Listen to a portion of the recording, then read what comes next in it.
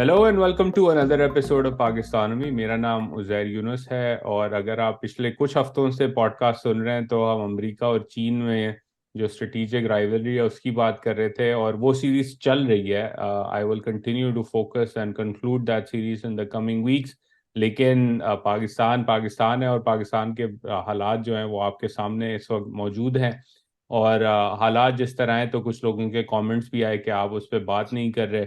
तो मैं सोच रहा था एक एपिसोड की जाए, and as it things would have it, मेरे दोस्त जो हैं याज मलिक, आप उनको पॉडकास्ट पे पहले भी देख चुके हैं, लेक्चरर हैं यूनिवर्सिटी में, रिसर्च इंटरेस्ट उनका मार्क्सिस्ट और एंटी और पोस्ट कॉलोनियल हिस्ट्री पर है। तो उन्होंने एक बड़ा ज़बरदस्त आर्टिकल और ऐसे लिखा जकोबिन में, जिसका लिंक भी डिस्क्रिप्शन में मौजूद है। टाइटल उसका ये है कि Imran Khan arrest has brought Pakistan one step closer to the brink. और वो जब पीस पढ़ा तो मुझे हुआ कि ये कॉन्वर्जेशन करनी थी। और अयाज जो हैं वो स्टूडेंट हैं पाकिस्तान में पॉलिटिकल मूवमेंट्स के, क्या क्या कुछ क्या क्या लोग क्या क्या कर चुके हैं, कोशिशें फ़ौज के ख़िलाफ़, फ़ौज के साथ। तो वो जब मैंने मजमून पढ़ा तो हुआ कि अयाज से ही बात की जाए। तो Ayaz, welcome once again to पाकिस्तानमी, और शुक्रिया आपका, आपने वक्त निकाला आज। नहीं, बहुत शुक्रिया उज़ैर, आपने वापस दावत दी, आपकी ज़रा नवाजी है। और बहुत खुशी हुई वापस जो है आपके इस बड़े बेहतरीन प्रोग्राम में शिरकत करके।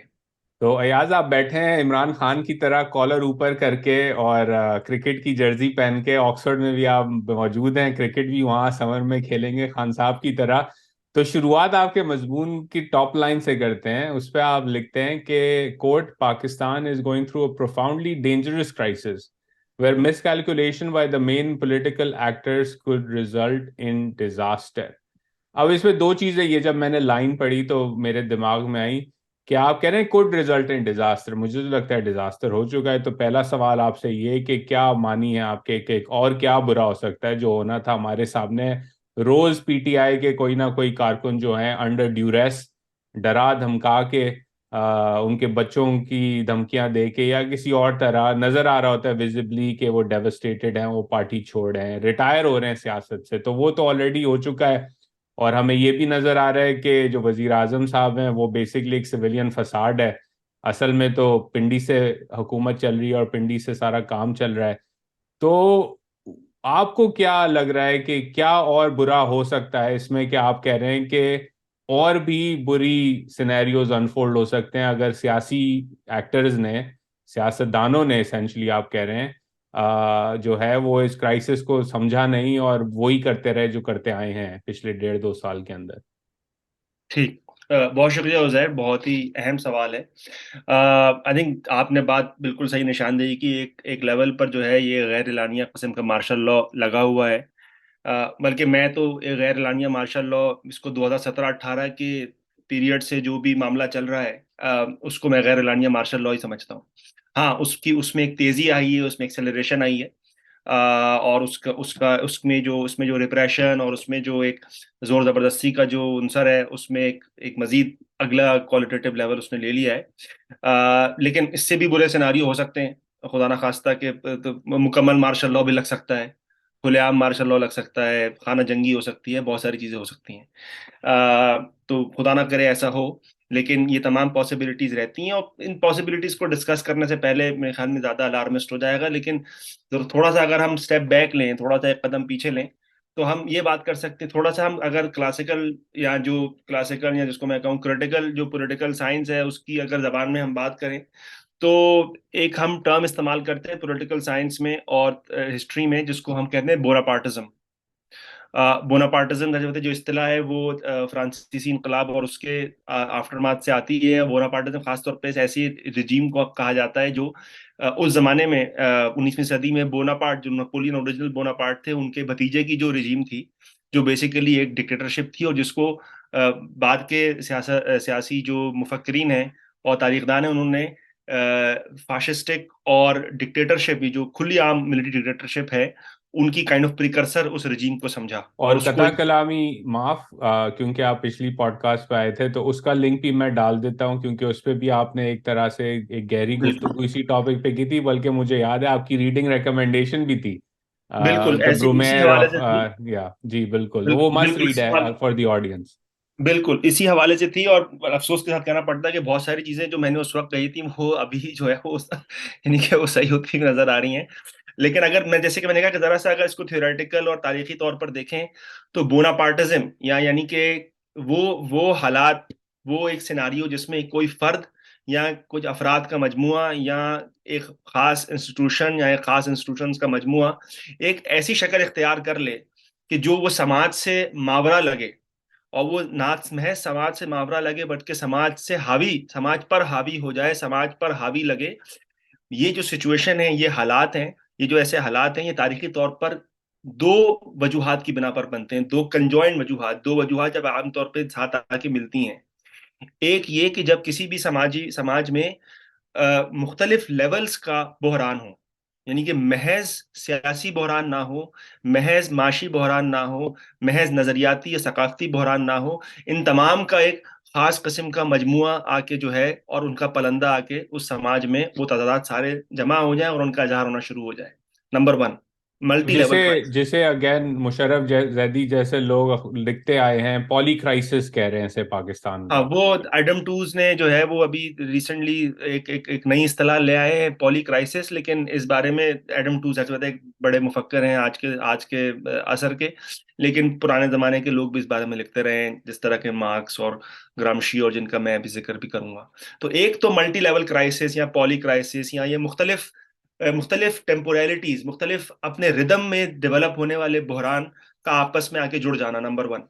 اور number two, paralysis of social forces, یعنی کہ جو سماجی قوتیں ہیں، سماج میں جو مختلف پرتیں ہوتی ہیں جو ایک دوسرے کے اوپر اجارہ داری، ایک دوسرے سے اجارہ داری کی جنگ لڑ رہی ہوتی ہیں، وہ کوئی بھی اتنی اسٹرانگ نہ ہو کہ ایک دوسرے پر حاوی ہو جائے، ایک جو ہے وہ دوسرے پر حاوی ہو جائے. یعنی کہ ایک لیول پہ اسٹیل میٹ کا اگر سسٹم بن جائے، رائٹ، ایک لیول پہ اگر اس طرح کا پیرالسس آ جائے کہ ساری قوتیں جو ہیں وہ گتھم گتا تو ہیں، ساری قوتیں جو ہیں وہ سب ٹکرا کے تو بیٹھی ہیں، لیکن کوئی بھی جو ہے وہ فیصلہ کن اجارہ داری نہ قائم کر سکے، تو عام طور پر ایک بوناپارٹزم کا فینومینن ابھرتا ہے کہ جس میں کوئی ایک فگر یا ایک گروپ آف فگر، یعنی کہ افراد کا کوئی مجموعہ یا کوئی ایک انسٹیٹیوشن ایک ایسی شکل اختیار کر لیتا ہے جو کہ ان تمام سماجی قوتوں سے ماورا ہو کر یا بظاہر ماورا ہو کر ان سب پر حاوی ہو کر ان کو ڈومینیٹ کرتا ہے.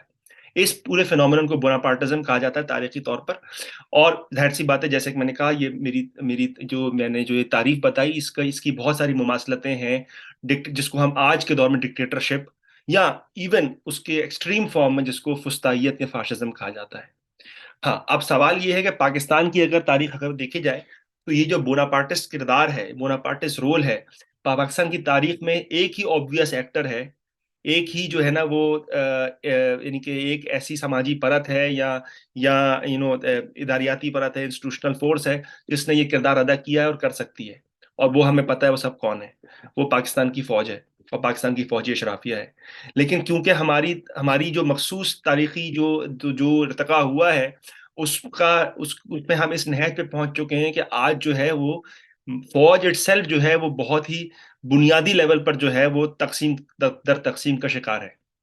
بلکہ یوں کہا جا سکتا ہے کہ فوج ایک کوہیرنٹ ادارے کے طور پر اس پوزیشن میں ہے ہی نہیں کہ وہ اگر اس طرح کا کوئی قدم اٹھائے تو اس کو اپنی جو ٹریڈیشنل کنسٹیٹوئنسیاں ہیں، اپنی جو روایتی جو اس کی سماجی بیس ہے، نظریاتی بیس ہے، اس سے بھی اس کو جو ہے اس قسم کے قدم کی، اس قسم کے عمل کی، اس قسم کے مس ایڈونچر پہ اس کو جو ہے وہ سپورٹ ملے.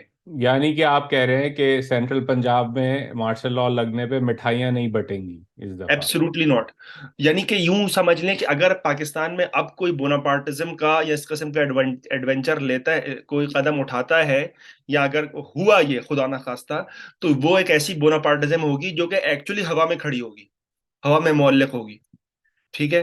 اور انفیکٹ جیسے کہ میں نے کہا کہ اس کو اپنی جو روایتی کنسٹیٹوئنسیز ہیں، بیسس ہیں، اس میں بھی اس کو جو ہے وہ کیا کہتے ہیں کہ مخالفت کا سامنا کرنا پڑے گا. اور ان میں خاص طور پر جیسے کہ میں نے کہا فوج، کیونکہ خود اپنے آپ میں ایک سوشل فورس ہے، ظاہر سی بات ہے بھائی، ملین بندے کی فوج ہے، ریزرو ہے، پھر ہر بندے کی 3-4 بندے کی فیملی ہے، اور پھر پورا ایک کانٹریکٹرز اور پورے ایک ان کا پلندہ ہے.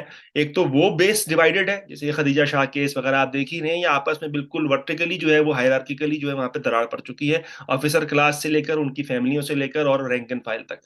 Number one.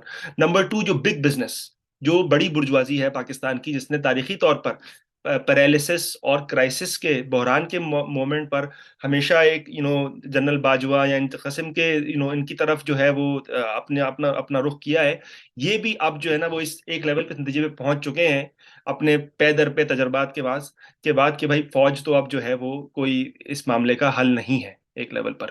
تو کہنے کا مطلب یہ کہ اگر اس قسم کی بوناپارٹزم، کیونکہ پیرالیسس تو ہے جیسے کہ میں نے کہا، حالات مفلوج ہونے کی طرف بڑھ چکے ہیں یا ہو سکتا ہے ہو بھی چکے ہوں، بحران ملٹی لیول تو ہے، لیکن اگر اس طرح کی کوئی وہ آتی ہے، کوئی اس طرح کی ایڈونچرزم ہوتی ہے، تو اس کے پاس کسی کو کھڑے ہونے کی کوئی بیس نہیں ہوگی، نمبر ون.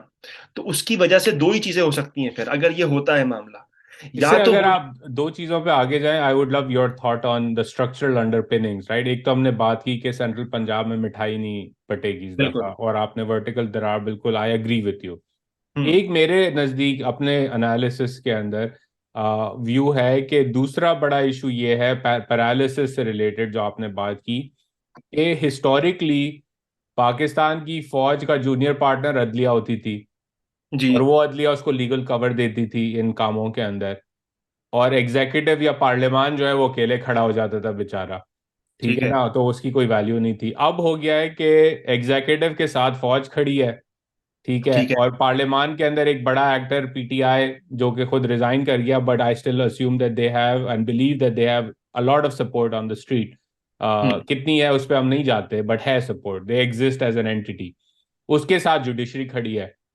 تو would you agree with that structure as well کہ یہ جو کلیش ہے اس کے اندر اب یہ برابری کی لڑائی ہے، ان دا سینس کہ فوج کے ساتھ عدلیہ نہیں ہے تو وہ لیگل کور نہیں مل رہا، وہ ہوں. اٹھاتے ہیں کچھ کرتے ہیں تو بندیال صاحب نوٹس لے لیتے ہیں، اور ان کے ساتھ ایگزیکٹو کھڑا ہے شہباز شریف کی فارم کے اندر یا پی ڈی ایم حکومت کی فارم کے اندر، اور جو تحریک انصاف ہے اس کے اندر یہ جو ورٹیکل درار کی آپ نے بات کی وہ سپورٹ بھی موجود ہے، اور جوڈیشری بھی اس کے ساتھ کھڑی ہے اس وقت تک. جی. جی. آئی تھنک وہ یہی ہے کہ سماج، جیسے کہ میں نے کہا کہ ایک ملٹی لیول کرائسس ہے نا سماج کا، جس میں ثقافتی، نظریاتی، معاشی اور سیاسی دونوں ہیں. تو اس کا جو اظہار ہے وہ ریاست کے ہی مختلف ستونوں میں دراڑ پڑنے سے اور تضادات میں ہو رہا ہے. تو وہ اب ہو سکتا ہے اس میں کل جوڈیشری کا ایک حصہ جا کے مل جائے فوج سے، ٹھیک ہے، ہو سکتا ہے کل ایگزیکٹو کا ایک حصہ جو ہے وہ فوج سے تضاد میں آ جائے. یہ الائنسز شفٹنگ ہے، کیونکہ سچویشن اتنی فلوئڈ ہے، سچویشن اتنی انپریڈکٹیبل، اتنی انپریسیڈنٹڈ ہے کہ سچویشن فلوئڈ ہے. اس لیے پرانے جو کوآرڈینیٹس ہیں انڈرسٹینڈنگ کے، ہماری سمجھ بوجھ کے کہ سول ملٹری اور سو آن سو فورتھ، وہ ایک لیول پہ فیل ہو چکے ہیں اس وقت. اگر آپ اس پر غور کریں، بھائی عمر ایوب جو ہے وہ اینٹی سیپریشن پارٹی میں بیٹھے ہوئے ہیں. اعجاز الحق، عمر ایوب، ہاں. اور تیسرے بھی تھے، میں نام پرویز الہی. ہاں. جتنے جو ہے وہ جتنے وہ عامر ابن عامر ہیں، وہ سارے جو ہے وہ اینٹی اسٹیبلشمنٹ کی پارٹی اور میں. وہ تو وہ جو ابھی تک بیٹھے ہوئے ہیں، ابھی تک وہ بیٹھے ہوئے ابھی ہیں. تک بیٹھے ہیں. تو وہ جو پرانے جو کوآرڈینیٹس ہیں، اس کے بارے میں نے ایک مضمون لکھا تھا تھوڑا عرصہ پہلے، لوکاش اور پاکستان کے حوالے سے. وہ اب میرے خیال میں اتنے زیادہ کارآمد نہیں رہے ہیں یہ پوری چیز کو سمجھنے کے لیے. ہاں، جیسے کہ میں نے کہا کہ اگر یہ اس قسم کی مس ایڈونچرزم ہوتی ہے تو اس کے پاس کوئی سماجی بیس نہیں ہوگی، جو تاریخی طور پر بھی رہی ہیں وہ بھی اب ان سے مطمئن نہیں ہے. تو دو ہی چیزیں ہو سکتی ہیں اگر اس طرح کا کوئی مس ایڈونچر ہوتا ہے. یا تو وہ جو پورا ایڈیفس ہے، چاہے وہ کو بوناپارٹزم، اب جو بھی کہیں، یا تو وہ فوراً گر جائے گا، ٹھیک ہے، وہ چل ہی نہیں سکتا. یا اس کو چلنے کے لیے یہ جو بھی یہ بوناپارٹزم یا جو بھی اس قسم کی ایڈونچرزم ہوتی ہے، اس کو ایک اتنا ڈیپ، اتنا گہرا، اتنا خطرناک قسم کا ایک پروگرام چلانا پڑے گا، فورس کا، کوورژن کا اور ظلم و جبر کا. کیونکہ آپ کے پاس سماج میں کوئی ایسی پرت نہیں ہے جو اس کو لیجیٹمیسی اور اس کو آمادگی دینے کو تیار ہو ایک لیول پہ، ٹھیک ہے. تو ہوگا یہ، یعنی کہ یہ ایک سیناریو ہے، ضروری نہیں ہے یہ ہو کہ آپ کے پاس بیسیکلی ضیاء یا پینوشے ٹائپ جو ہے نا وہ آمریت کا جو ہے نا وہ ایک سیناریو بن سکتا ہے، جس کو جو کسی کو بھی نہیں چھوڑے گی بنیادی اور طور کیونکہ پاکستان میں 60% Pakistani under the age of 30 ہیں، اور میں انالیٹکس جانتا ہوں ہماری پوڈ کاسٹ کے، وہ انڈر 30 ہیں. تو پہ. ماڈرن ڈے سی سی کی آپ بات کر رہے ہیں بیسکلی. بالکل. جنرل اور عبد یہ الفتاح سی سی لانا پڑے گا. بلکہ یوں دیکھیں کہ ضیاء کا بھی جب وہ ہوا تھا مارشل لا، تو ضیاء کو جو لینڈڈ کلاس تھی، جو جاگیردار طبقہ تھا، اس سے سپورٹ تھی، اور جو بزنس کمیونٹی دونوں سے سپورٹ تھی، کیونکہ لینڈڈ طبقہ اور بزنس طبقہ دونوں جو ہے بھٹو سے متنفر تھے مختلف وجوہات کی بنا پر. بھٹو اگلا راؤنڈ لگانے والا تھا لینڈ ریفارم کا، ٹھیک ہے، اور نیشنلائزیشن وغیرہ کی وجہ نیشنلائزیشن سے ہو چکی تھی. بالکل. اب یہ دونوں طبقات بھی جو ہے وہ فوج کے ساتھ نہیں کھڑے ہوں گے، نمبر ون.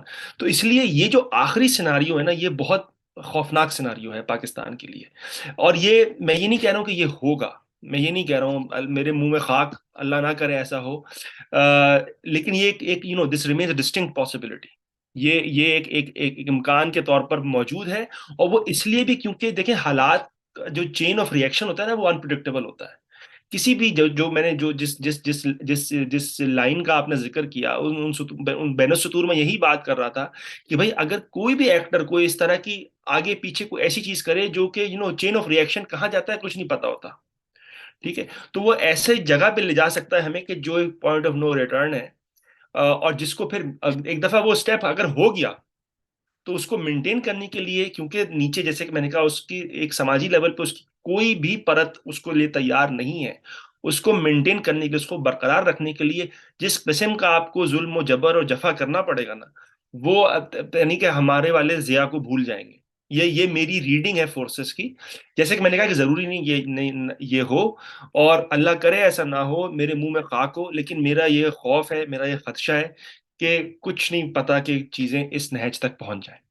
اور یہ اچھا. میرا جو آپ نے بات کی اس کا جو ایکسپلینیشن جی. اگر میں. تو اب ایاز اس کے اندر دو چیزیں میں آپ سے پوچھنا چاہتا ہوں. ایک تو جو آپ نے بات کی کہ سپورٹ حاصل نہیں ہے. I think you would agree with this as well کہ اب ہم جو دیکھ رہے ہیں سڑکوں پہ پوسٹر لگے ہوئے ہیں، جی ہم سپاہی صحابہ اور اہل سنت والجماعت کی ریلیاں دیکھ رہے ہیں، وہ نعتیں گا رہے ہیں حافظ جی صاحب کے آنر کے اندر.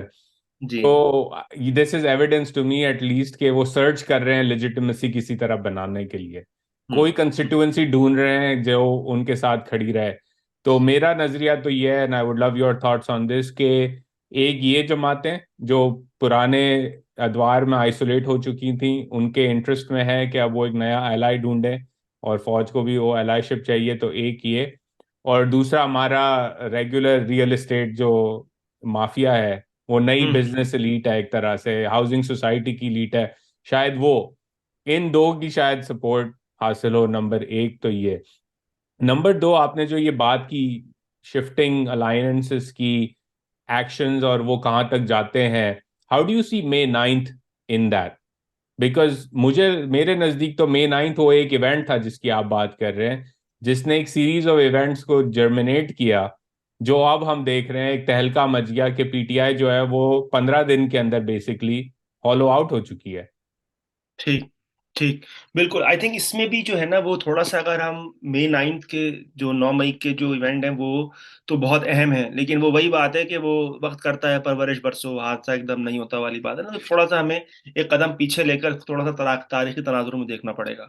اور تاریخی تناظر میں اس کو نا ہم دو اس کے پہلو دیکھ سکتے ہیں جو ہو رہا ہے ابھی، اور جو 9 مئی کے بعد ہوتا آیا ہے. 9 مئی پہ جو ہوا اور 9 مئی کے بعد جو ہوتا آیا ہے. ایک تو یہ کہ ہم جو ایک آپ کا حکمران جمگھٹا ہے، طبقہ ہے، طبقات اس کو کہنا پتہ نہیں کتنا کتنا کتنا مناسب بھی ہے. ایک جو ذات ہے حکمران. شادیاں تو ان کی آپس میں ہی ہوئی ہیں یار. ہاں وہ ذات پات والا معاملہ بھی تو بہت زیادہ ہے نا، ذات پات والا برادری سسٹم ٹائپ کا معاملہ ہے. تو ایک حکمران طبقہ ایز اے ہول، اور اس کا خاص طور پہ جو اس کا جو ملٹرائزڈ کور ہے اس کے بارے میں ہم بات کر سکتے ہیں، اور کرتا ہوں میں. سب سے پہلے ایک پہلو وہ، اور دوسرا پہلو ہے جو پاکستان کی جو مین سٹریم جماعتیں ہیں اس کے بارے میں بات کرتا ہوں. تو سب سے پہلے تو ملٹرائزڈ کور کی اگر ہم بات کریں، تاریخی طور پر ہم نے یہ دیکھا ہے کہ جو ہمارا جو حکمران طبقہ ان ٹوٹل ہے، جو ایک جمگھٹا ہے، اس نے تاریخی طور پر ہر موقع پر تقریباً ایک رائٹ ونگ، دائیں بازو کی قوتوں کو استعمال کیا، ان کے بیانیے کو استعمال کیا، اور ملٹرسٹک یعنی کہ فوجیت کو ایک لیول پہ ملٹرزم کو استعمال کیا ہے تمام سماجی اور سیاسی مسائل کو حل کرنے کے لیے، اگر میں عمومی طور پر بات کروں. ٹھیک ہے. اس میں ظاہر سی بات ہے جو فوج ہے وہ تو ہے ہی سینٹرل اس پوری چیز میں نا. یہ تو اب کھل کے بات سامنے آ چکی ہے، سب بچہ بچہ یہ بات کر رہا ہے. لیکن یہ ہمارے جو لبرل ساتھی نا ان کو بھی سمجھنے کی ضرورت ہے، جو لبرل ہیں، کہ وہ جو ان کو لگتا ہے کہ جو ڈیموکریٹ ہے نا، سو کال جو سیلف پروکلیم ڈیموکریٹ ہیں یا جمہوریت پسند ہیں، یہ کوئی بڑے دودھ میں دھلے ہوئے. ٹھیک ہے. یہاں تک کہ یہ جو جمہوریت کے جو علمبردار ہیں، انہوں نے بھی ہر موقع پر اسی قسم کی سماجی پرتوں کو، سماجی بیانیے کو، اور یہاں تک کہ ہر موقع پر فوج پر ہی ریلائی کر کے جو ہے وہ اپنی سپورٹ بیس جو ہے وہ پکی کی ہے. رائٹ. اچھا یہ اس میں مثال کے طور پر میں آپ کو بتا دوں، یعنی کہ 2008 سے 18 کا جو پیریڈ ہے یہ ایک بڑا پیراڈاکسیکل پیریڈ ہے. رائٹ.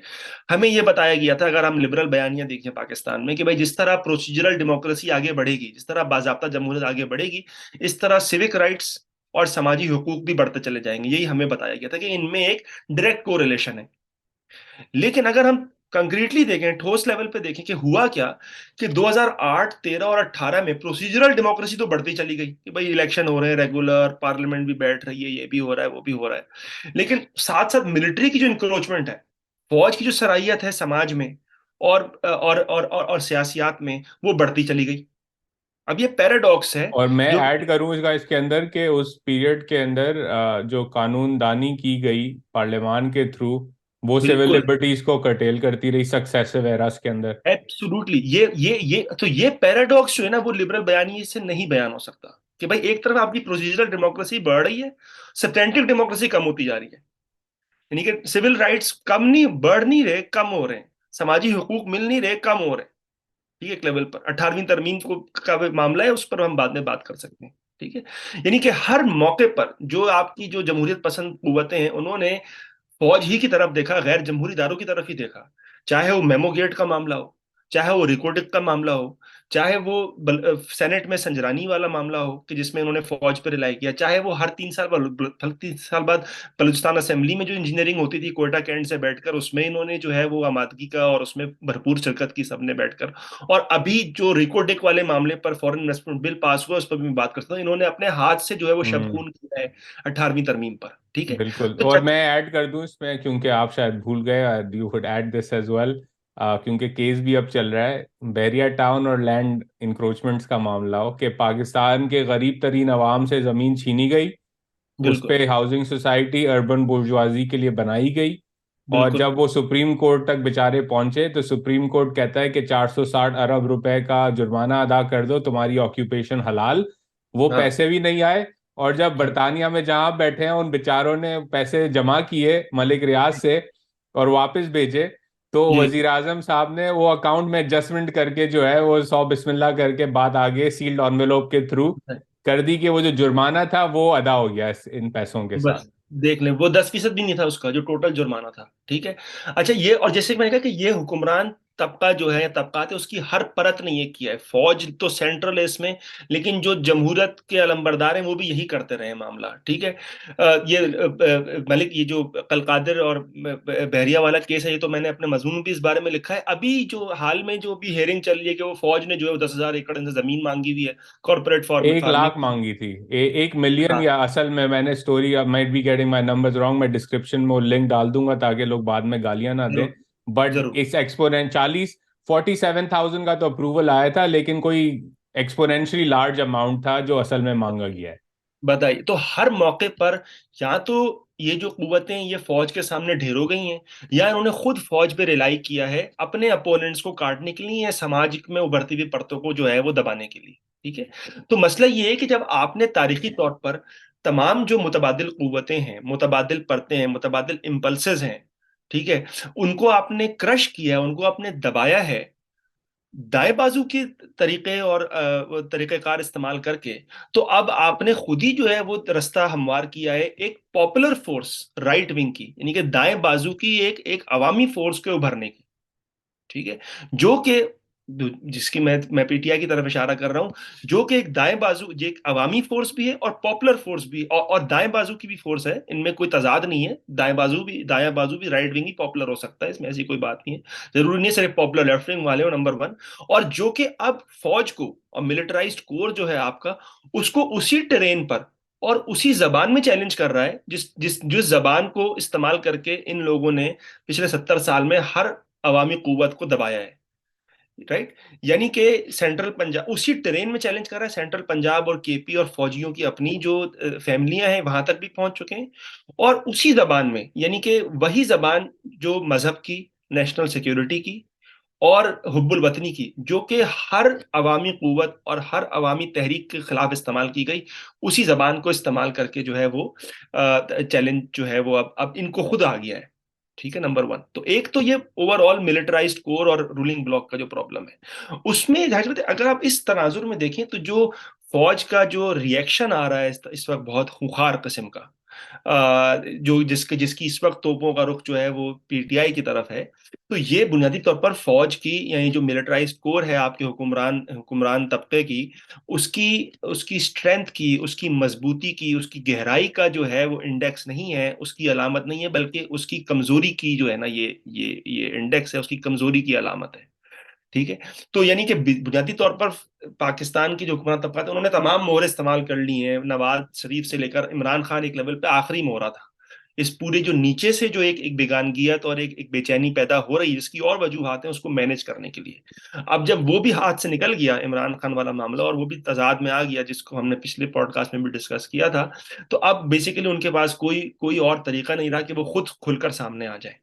تو ایک لیول پہ تو یہ ہو رہا ہے کہ وہ جو اپنا سو کالڈ ہائیبرڈ یا ون پیڈ پروجیکٹ جو تھا، اس کو ریورس کرنے کی کوشش کی جا رہی ہے، ٹھیک ہے۔ لیکن مسئلہ یہ ہے کہ وہ جو ہائیبرڈ پروجیکٹ جو تھا نا، وہ خود ایک رسپانس تھا، ایک رد عمل تھا ان وسیع تر سماجی حالات کا، جن کی وجہ سے تحریک انصاف جیسی تحریکیں اور پارٹیاں یا تحریکیں جو ہیں وہ ابھرتی ہیں، جس طرح ہم نے پچھلے، اور ٹی ایل پی بھی ہے، پی ٹی ایم بھی اس طرح، رائٹ۔ تو ایک لیول پہ وہ ایک مینج کرنے کا طریقہ تھا ہائیبرڈ پروجیکٹ، اب وہ بھی فیل ہو گیا ہے۔ تو اس کا مطلب آپ کی اجارہ داری کی جو تمام بنیادیں تھیں، جو حکمران طبقے کی اوور آل، اور خاص طور پہ جو ملٹرائزڈ کور ہے آپ کا، اس کی خاص مخصوص طور پر، وہ جو ہے وہ آپ کی بیسیکلی آپ کے پاؤں کے نیچے سے زمین جو ہے وہ سرک چکی ہے ایک لیول پر، ٹھیک ہے۔ اور اس کے جیسے کہ میں نے کہا کہ اس کی بہت ساری علامات ہیں، کہ آپ کی جو سینٹرل پاکستان یعنی کہ پنجاب اور پختونخوا کے کچھ علاقے، ان میں جو ہے دراڑ ہے، ان میں تضاد، اور ان میں جو ہے وہ کس قسم کی بے چینی ہے فوج کے خلاف، یا کم از کم اس کی آفیسر، اس کی جو قیادت ہے اس کے خلاف، اور جو فوج کی جو اپنی جو ٹریڈیشنل کنسٹیٹوئنسی ہے، فوجی فیملیاں، آفیسر رینک اینڈ فائل، اس میں جو ہے، تو اس لیے جو ہے وہ جو ایک خوخار قسم کا جو ایک رد عمل آیا ہے فوج کی لیڈرشپ کی وجہ کی طرف سے، وہ میں کہنا یہ چاہ رہا ہوں کہ وہ ان کی مضبوطی کی، ان کی پائیداری کی نشانی نہیں ہے ایک لیول پر، پائیداری کی ہو سکتا ہے وہ، لیکن مضبوطی کی، اسٹرینتھ کی نشانی نہیں ہے، بلکہ ان کی ویکنس کی نشانی، نمبر ون۔ نمبر ٹو یہ کہ ہاں، ایک لیول پہ وہ اسٹرانگ ہیں، وہ تو اب دکھا رہے ہیں کہ وہ کتنے اسٹرانگ ہیں، اور اس کا ہم موازنہ اگر کریں، وہ اسٹرانگ ہیں، وہ مضبوط ہیں، وہ طاقتور ہیں، موازنہ اگر کیا جائے ریلیٹو ٹو جو آپ کی سیاسی پارٹیاں ہیں، ٹھیک ہے۔ اس وقت جو ہے کرنٹلی جو ہے وہ اٹیک پی ٹی آئی پر ہے، جس میں اس کے جوک در جوک جو ان کے لیڈران ہیں وہ چھوڑ کے جا رہے ہیں، اور جس طرح چھوڑ کے جا رہے ہیں، یہ خود اس بات کی نشانی ہے کہ آپ کی جو سیاسی پارٹیاں ہیں، ان کا جو موڈس آپرینڈائی ہے، وہ کتنا جو ہے وہ شیلو ہے، ٹھیک ہے، کتنا اس میں، یعنی کہ وہ کتنا کمزور ہے ایک لیول پر، رائٹ، کہ یعنی کہ ایک لیول پہ آپ کی حکومت جیسے ہی فیض صاحب گئے تو 3 مہینے کے اندر گر گئی، یا 4 مہینے کے اندر گر گئی، یعنی کہ آپ کی حکومت جو ہے وہ بنیادی طور پر بیساکھیوں پہ کھڑی تھی، یہ اور ہم اس پہلے پہ بھی، تو خان صاحب خود بھی کہہ چکے ہیں کہ بجٹ کے وہ ہمیں آئی ایس آئی کروا کے دیتی تھی پاس۔ ہاں ٹھیک ہے، وہ تو ہمیں پتہ ہے، وہ ہم پہلے بھی ڈسکس کر چکے ہیں، وہ اب بات گئی، وہ ہم آگے بڑھ جاتے ہیں اس سے، لیکن وہ بھی ایک لیول پہ ایک انڈیکس ہی تھا، وہ ایک علامت ہی تھی آپ کی ویکنس کی، آپ کی پارٹیوں کی لیک آف سوشل بیس کی، سماجی بنیادوں کی، جو سماجی جڑیں جو ہیں وہ گہری نہ ہونے کی جو ہے وہ ایک علامت تھی۔ اور اب پارٹی کے اندر ہی آپ دیکھیں نا کیا ہو رہا ہے، ان کی پارٹی جو ابھی ہم پی ٹی آئی کے بارے سے بات کریں، نواز شریف وغیرہ کے ساتھ بھی ہم یہ بات کر سکتے ہیں کہ پارٹی کے اندر یہی ہو رہا ہے کہ جو آپ کی جو تنظیمی بنیادوں کی جو کا جو فقدان ہے، کا جو عدم ہے، وہ ایک لیول پر جو ہے وہ عیاں ہو رہا ہے، کہ وہ 3 دن آپ کو جیل میں رکھتے ہیں، ٹھیک ہے، اور یہ جو ہے وہ مائی باپ کرتے ہوئے جو ہے وہ سارے جو ہے وہ نکل رہے ہیں۔ تو یعنی کہ ہو رہا کیا ہے کہ یہ بات عیاں ہوتی جا رہی ہے کہ پاکستان کی جو مین سٹریم جماعتیں ہیں، بشمول پی ٹی آئی، ان لوگوں نے اپنے ورکروں کی، اپنے لیڈران تو چھوڑے، اپنے ورکروں کی کوئی خاص ٹریننگ کی نہیں ہے، نظریاتی، تاریخی، سماجی، معاشی ٹریننگ ہی نہیں کی ہے، سیاسی ٹریننگ ہی نہیں کی ہے۔ لیڈران آتے ہیں، ان کو بٹھا دیا جاتا ہے، تب پہ پرویز الہی آئے، ان کو بٹھا دیا، شاہ محمود قریشی آئے، وہ وکٹ گر گئی، اس زمانے میں بڑے خوش تھے کہ وکٹیں گر رہی تھیں، اب اپنی وکٹیں گر رہی ہیں تو بڑی جو ہے وہ چینچیں ہو رہی ہے، ٹھیک ہے۔ تو وہ اب لیکن دس از آل این انڈیکیشن کہ آپ کے پاس آپ کی پارٹی کا کوئی تنظیمی اسٹرکچر نہیں تھا، نہ ہے، ٹھیک ہے، نہ کوئی پروگرام تھا، اور نہ کوئی ٹریننگ کی تھی، نہ کوئی ٹریننگ ہے آپ کے کارکنان کی، اور اسی لیے آپ کے جو لیڈران اوپر سے آ کے آپ نے امپورٹ کر کے بٹھاتے ہیں، وہ فوراً جو ہے وہ جن کے کہنے پر آتے ہیں، وہ فوراً انہیں کے کہنے پہ پھر نکل جاتے ہیں، تھوڑا سا پریشر پڑتا ہے تو وہ نکل جاتے ہیں۔ ہاں ایک فرق ہے تحریک انصاف میں کمپیئر ٹو کیا کہتے ہیں کہ دوسری پارٹیاں، وہ یہ کہ तहरीक इंसाफ बुनियादी तौर पर अपने तंजीमी स्ट्रक्चर पर चलती ही नहीं है। तो एक तो वो एक्टिवल्स वाला मामला था, दूसरा वो चलती है इमरान खान साहब की पर्सनैलिटी कल्ट पर। ठीक है, क्योंकि एक जिसकी उसकी जो बुनियादी सपोर्ट बेस है वो इमरान खान की पर्सनैलिटी के इर्द गिर्द है। तो इसलिए मेरे ख्याल में जो मिलिट्री इस वक्त कर रही है, फौज जो कर रही है, जो इनकी लीडरशिप वगैरह को जो जो पकड़ा हुआ है गले से, वो लीडरशिप को तो पकड़ लेंगे, लेकिन जो बुनियादी सपोर्ट बेस है पार्टी की वो ये नहीं खत्म कर सकते। वो क्यों, वो इसकी वजह, उसकी और वजूहात हैं, जो कि हम, लेकिन मुख्तसरन ये है कि जो वसीतर समाजी और माशी और तारीखी हालात हैं जिनकी वजह से पीटीआई जैसी तहरीक उभरती है, इंसर्जेंसी उभरती है, उसका ताल्लुक जो है वो उन बातों से है जो हमने पहले की, कि आपकी जो जो आपका हुक्मरान तबका है एज अ होल, उसके जो तरीके हैं नुमाइंदगी के, उसके जो तरीके हैं लोगों को अपने वसीतर समाजी और सियासी और माशी प्रोजेक्ट में जज्ब करने के, वो बहुत ही महदूद किस्म के हैं। वो डीप बिल्कुल भी नहीं है। इसलिए क्योंकि वो डीप नहीं है, इसलिए अमूमी तौर पर आवाम में, लोगों में एक बेचैनी, एक बेगानगियत का मामला रहता है, जिसका इजहार कभी पीटीआई, कभी टीएलपी, कभी पीटीएम के जरिए हो रहा होता है। पीटीआई में क्योंकि पर्सनैलिटी कल्ट वाला मामला है, इसलिए वो लीडरान को अगर हम हटा भी दें, जब तक वो इमरान खान है, जब तक वो उसको वोट पड़ता रहेगा, उसकी पार्टी की बेस रहेगी। और जहां तक पार्टियों की बेस की बात है, वो तो हमें पता ही है पीपल्स पार्टी को कितना मारा था जिया ने। नून लीग के साथ ये जो जितने भी थे, इनको साल साल साल, अभी 17-18 में जो पूरा मामला था, हमें पता है साल साल, डेढ़ डेढ़ साल लोगों को जेलों में रखा। नून लीग को फिर भी वोट पड़े, पीपल इसी पार्टी को फिर भी तरफ वोट मैं इसी पड़े। तरफ आ रहा था यार, कि कंपैरिजन अगर हम करें कि पीटीआई है, हम्म। 2 हफ्ते मैक्सिमम 2.5 हफ्ते लोग जेल में रहे, इसका मतलब ये नहीं है कि आप और मैं कंडोन कर रहे हैं उनके साथ। हुआ बिल्कुल इट्स बिल्कुल। Violation of human rights, basic dignity should not happen in any society. लेकिन एक तरफ है ये लोग, ठीक है ना। आज मैं मलिका बुखारी की वीडियो देख रहा था, उन्होंने कहा कि मई के महीने में क्लास सी की जेल के अंदर जो है बड़ी गर्मी होती है। तो हम्म। मई के महीने क्लास सी जेल में जो है वो मरियम नवाज ने भी गुजारे, आसिफ अली जरदारी भी इस उम्र में जेल में रहे। पहले तो जो हुआ वो तारीख का हिस्सा है, उसको चले नहीं दोहराते हम, कि किस तरह रखा जाता था लोगों को जेल में, जिया के ज़माने में या 90s मुशर्रफ के ज़माने में। तो ख्वाजा साद रफीक भी गए जेल में, राना सनाउल्लाह के ऊपर हेरोइन का जाली केस अल्लाह रसूल की कस्में खा के बनाया गया, जिस पे सजाए मौत है। मिफ्ता इस्माइल एक इंडस्ट्रियलिस्ट जो हैं, वो 10 महीने जेल में रहे। उन इन सब के साथ भी ये हुआ। तो how do you see this discrepancy in a comparative वे, कि एक तरफ हमारे पास हैं पुरानी पार्टियां जिनको हम कहते हैं करप्ट हैं, जो हॉलो हैं, आपने भी पिछली पॉडकास्ट में भी बात की कि बिल्कुल कुछ नहीं है, they are unable to do anything, और वो नजर आ रहा है। लेकिन उनकी जो लीडरशिप है वो इतनी जल्दी नहीं फिसली, वो खड़ी रही, और लीडर भी जेल में रहा। नवाज शरीफ और Maryam Nawaz गालिबन, if I may be wrong, people can correct me, but I remember they were in jail during election time, और फिर भी उनकी पार्टी सीटें ले गई। उसके बाद जो हुआ वो हमारे सामने है। तो how do you see this डिसक्रेपेंसी, के एक तरफ एक पार्टी है जो 2-2 हफ्ते में उसकी टॉप टीयर लीडरशिप बिल्कुल छोड़ के रिटायर ही हो गई सियासत से, और दूसरी तरफ ये पार्टीज हैं जिनको हम बड़ा क्रिटिसाइज करते हैं, जिनकी भी जड़ें इतनी मजबूत नहीं है माशरे के अंदर, लेकिन उनके टॉप टीयर और सेकंड टीयर लीडर जो हैं वो खड़े रहे, महीनों तक खड़े रहे, और वो जेल में गए, और आप उनको फिसला नहीं सके इस तरह। हम्म। जी, मेरे ख्याल में देखें, वो हम इनकी जो पीटीआई की जो समाजी बेस है उस पर हम मजीद बाद में बात करेंगे। तो वो उस हवाले से बात होगी कि भाई इनकी समाजी परत, इनकी जो समाजी बुनियादें हैं, जो ये जो मखसूस समाजी परत इसमें जो है वो मलगूब है, जो इसमें इसकी इजारादारी है पीटीआई के अंदर, उसकी क्या मखसूसियात हैं और उसकी क्या एक लेवल पे उसकी जो उसकी अपनी हदूद क्या है, उस पर मेरे ख्याल में हम मजीद बात करेंगे। बात जो वही हो रही थी जो आपने जिसकी तरफ जिक्र किया, जिसकी तरफ इशारा किया, कि देखें, इनको भी रख कर जेल में इन्होंने रख लिया ना, पार्टियां तो नहीं खत्म हुई। क्योंकि पार्टियां जो है वो इस तरह नहीं खत्म होती, पार्टियां भी समाज में कुछ तब्दीलियां आ रही होती हैं, समाजी जो है वो तजादात होते हैं जिनका किसी न किसी लेवल पर इजहार होता है, अच्छा इजहार होता है, बुरा इजहार होता है, ये एक अलग बात है। लेकिन पार्टियां इस तरह नहीं खत्म होती। इन्होंने पीपल्स पार्टी के साथ 80 में बहुत कोशिश की, हमें जिया जमाने में जिस किस्म का जबर हुआ, वो ये जो है वो तस्वुर भी नहीं कर सकते अपना पीटीआई वाले एक लेवल पर। नून लीग का आपने अभी जिक्र ही किया कि किस किस्म के झूठे झूठे केस लगा के जो है इन पर डाला गया, और इनके अपने मसाइल हैं जिस पर हम पहले भी, इनके दिवालियापन पर हम पहले भी बात कर चुके हैं मेरे ख्याल में।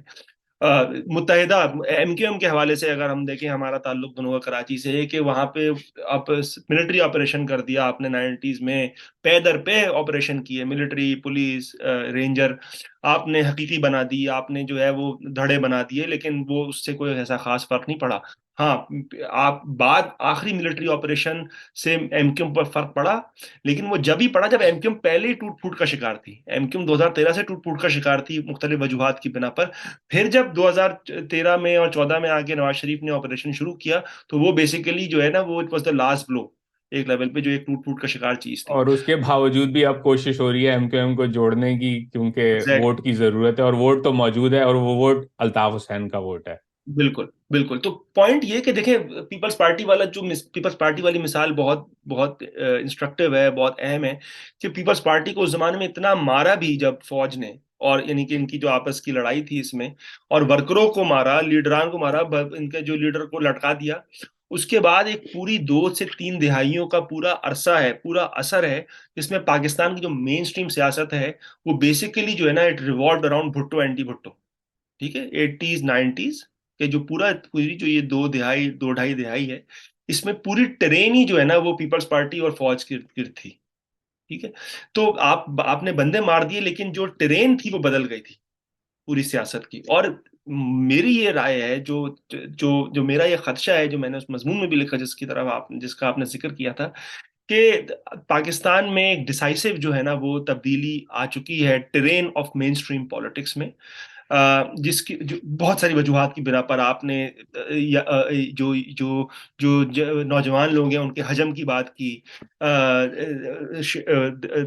دیہاتی علاقوں سے دیہی علاقوں میں، شہری علاقوں میں آنے کا جو پورا معاملہ ہے، اس کے حوالے سے جو ایک لانگ ٹرم جو معاشی بحران ہے، جس پر ہم بعد میں بات کریں گے، پاکستانی حکمران طبقے کا جو ایک لیول، جس کا ایک بہت ہی خوفناک طریقے سے اس وقت اظہار ہو رہا ہے، لیکن ہے وہ لانگ ٹرم کا معاشی بحران. ان تمام وجوہات کی بنا پر، ان تمام وجوہات کا جو یہاں پر آ کے کا جو مجموعہ ایک یہاں پر بنا ہے، کانفلوئنس جو ہوا ہے، اس کی وجہ سے ایک نئی ٹرین ایمرج ہو گئی ہے پاکستان کی سیاست میں. جس طرح ایک زمانے میں بھٹو اینٹی بھٹو تھا، تو اب مجھے یہی لگ رہا ہے کہ عمران اور ملٹری اور ان کے ارد گرد جو بھی مختلف، یعنی کہ یہ وہ سیارے ہیں جن کے ارد گرد جو ہے وہ مختلف فیکشن جو اپنے آپ کو آرگنائز کریں گے، جو کہ ایک بہت افسوسناک بات ہے، کیونکہ میرے خیال میں ملٹری تو ہے ہی ایک بالکل ہی ریئیکشنری ادارہ، جس طرح ہمیں پاکستان کی تاریخ سے پتہ چلتا ہے. لیکن عمران خان بھی جو ہے وہ میری رائے یہ ہے کہ وہ ایک دائیں بازو کے پاپولسٹ ہیں، نہ کہ اچھا، کوئی اس کو ذرا سمجھائیں، کیونکہ اگین کافی سارے لسنرز ہمارے جو ہیں اس پوڈ کاسٹ پہ وہ انصافین ہیں، وہ عمران خان میں بلیو کرتے ہیں. آپ کے اور میرے کافی سارے دوست پروگرام. جو گرامر گئے تھے، ان پہ بھی آگے چل کے بات کرتے ہیں عمران خان کے اوپر. بٹ وہ ان کو جب یہ بات میں سمجھاتا ہوں کہ Imran Khan is a force of the right not the left, تو وہ کہتے ہیں یار تم بکواس کر رہے ہو، خان نے ہمیشہ جنگ کے خلاف بات کی، امریکہ کے خلاف بات کی، امپیریلزم کے خلاف بات کی، وہ ڈرون حملوں کے خلاف بات کرتا تھا جب کوئی نہیں پاکستان میں بات کرتا تھا، تو وہ رائٹ ونگ کا کیسے ہو گیا؟ تو آپ ٹھیک ہے. ذرا سمجھائیں کہ عمران خان رائٹ ونگ کا کیوں ہے بھائی، جب وہ یہ سب باتیں کرتا ہے. بہت اچھی بات، بہت اچھا سوال ہے یہ. اسے میں اس پر آتا ہوں. میں جو بات میں مکمل اس وقت کرنا چاہتا ہوں وہ یہی تھا کہ جو میں ٹرین بدلنے کی بات کرتا ہوں، یہ کہہ رہا تھا کہ اب مسئلہ یہ ہے کہ آپ پی ٹی آئی کے ان کو جتنا بھی مان لیں، لیڈران کو، جو سوالات ہیں سماج میں، جو تضادات ابھر چکے ہیں، جو سوالات ابھر رہے ہیں، جن کا اظہار ان نوٹس کے ذریعے ہو رہا ہے، عمران، فوج and so on so forth, وہ عمران اور فوج سے کہیں زیادہ وائڈر سوال ہیں ایک لیول پہ. تو یعنی کہ اس سے کہیں زیادہ وسیع تر سوالات جو ہے نا، وہ اس نہج پر آ کے ان کا اظہار ہو رہا ہے، وسیع تر تاریخی طور پر ابھرتے ہوئے اور ارتقاء اور ابھرتے ہوئے اور ایوالو ہوتے ہوئے جو تضادات ہیں، وہ اس وقت آ کے ان کا اظہار ہو رہا ہے بہت ہی خوفناک طریقے سے. تو ایک لیول پہ جو پاکستان میں اس وقت اگر عمران خان کی پاپولسٹ انسرجنسی ہے، اپ سرج ہے، تو ایک لیول پہ وہ سچویشن نہیں ہے. وہ ایک لیول پہ اس سچویشن ان حالات کی علامت ہے، وہ حالت نہیں ہے. یعنی کہ وہ ایک لیول پہ سمٹم ہے سچویشن کا، نہ کہ سچویشن اٹ سیلف، رائٹ. اور سچویشن وہی ہے جو کہ میں نے کہا کہ جس کو ہم ملٹی لیول کرائسس کہہ سکتے ہیں. آپ نے پولی کرائسس کا استعمال کیا. انٹونیو گرامشی جو ایک بہت مشہور اطالوی تھنکر ہیں، مفکر ہیں، وہ کہتے ہیں آرگینک کرائسس ہے ایک پاکستان کے حکمران طبقے کا. جس کا میں نے کہا کہ تعلق ایک وسیع ان کا جو وسیع تر سماجی اور معاشی پروجیکٹ ہے، بلکہ اس کے جو حدود ہیں، اس کی جو لمیٹیشنز ہیں، اس سے اس کا تعلق ہے، نمبر ون۔ جہاں تک بات ہے عمران خان کے دائیں بازو یا استعمار مخالف یا اینٹی امپیریلسٹ ہونے کی، تو سب سے پہلے تو یہ بات سمجھنا بہت اہم ہے کہ مغرب کی مخالفت کرنا یا اینٹی ویسٹرن ہونا اینٹی امپیریلزم نہیں ہوتا، نمبر ون۔ یہ بہت اہم بات ہے کرنے کی۔ اینٹی امپیریلزم جو ہے وہ ایک سوشل پروگرام ہوتا ہے، کیونکہ امپیریلزم یعنی کہ سامراجیت یا استعمار جو ہے وہ ایک سوشل فینومینن ہے، it's not simply a foreign policy thing, number one. وہ اس کا ٹھوس طریقے سے جو ربط ہے امپیریلزم کا، سامراج کا، وہ سرمایدارانہ نظام یعنی کہ کیپٹلسٹ سسٹم کے ایک مخصوص مرحلے، ایک مخصوص سٹیج کے ساتھ اس کی جڑت ہے، جس کے بارے میں ابھی 2 سیکنڈ میں مزید بات کروں گا۔ تو ہاں، یہ بات بالکل سچ ہے، اور اس بات پر عمران خان کی تعریف بنتی ہے، اور یہ بہت ان کا بالکل صحیح جو ہے وہ سٹانس رہا ہے۔ حالانکہ اس میں بھی بہت ساری خامیاں تھیں، حدود تھیں، بہت سارے مسائل تھے، لیکن خیر اوور آل ایک بالکل صحیح سٹانس تھا، جو کہ اینٹی امپیریلزم کا حصہ ہے، ایک سامراج مخالف سیاست کا حصہ ہے، کہ امریکی جو جنگیں ہیں، جو دنیا بھر میں انہوں نے آگ لگا رکھی ہے، ہر جگہ ملٹری بیس اور ہر جگہ جو ہے وہ کیا کہتے ہیں کہ چڑھائی کر کے اپنی جو ہے وہ ہیوبرس میں آپ کہہ سکتے ہیں امریکہ کی، کہ اس کی مخالفت کرنا اور اس کی کڑی مخالفت کرنا، نمبر ون۔ تو اینٹی امپیریلزم کا حصہ یہ ضرور ہے، لیکن یہ محض جنگوں کی مخالفت جو ہے وہ اینٹی امپیریلزم نہیں ہے، اور اس کا ایک کی نوڈ ہے، اس کا ایک بہت اہم کلیدی حصہ ہے وہ، اس لیے کہ جیسے میں نے کہا کہ امپیریلزم یا جو سامراج ہے، یہ ایک مکمل سوشل سسٹم یا ایک سماجی رشتہ ہے، اور بنیادی طور پر یہ ایسا سماجی رشتہ ہے جس کا تعلق جو پولیٹیکل اکانومی ہے دنیا کی، جس کو ہم ورلڈ سسٹم کہتے ہیں، اور اس میں خاص طور پہ پاکستان جیسے سو کالڈ چھوٹے ممالک ہیں، جن کو ہم پریفرل ممالک کہتے ہیں، جن ذرائع کے ذریعے، جن میڈیمز کے ذریعے، جن میڈیا کے ذریعے پاکستان جیسے پریفرل ممالک جو ہیں وہ اس ورلڈ کیپٹل سسٹم میں انکارپوریٹ ہوئے ہوتے ہیں، ان میں جس جگہ جو ان کی پوزیشن ہوتی ہے، امپیریلزم کا تعلق اس پورے سماجی اور ورلڈ وائڈ قسم کے رشتے سے ہے۔ میری بات آپ سمجھ رہے ہیں؟ یعنی کہ وہ محض ایک مکمل طور پہ ایک سوشل پروگرام ہے، جس کا تعلق جو وسیع تر سامراجیت اور وسیع تر جو سرمایدارانہ نظام ہے ورلڈ لیول پہ، اس میں جو پاکستان کی مخصوص پوزیشن ہے اس سے لنکڈ ہے، نمبر ون، جیسے کہ میں نے کہا۔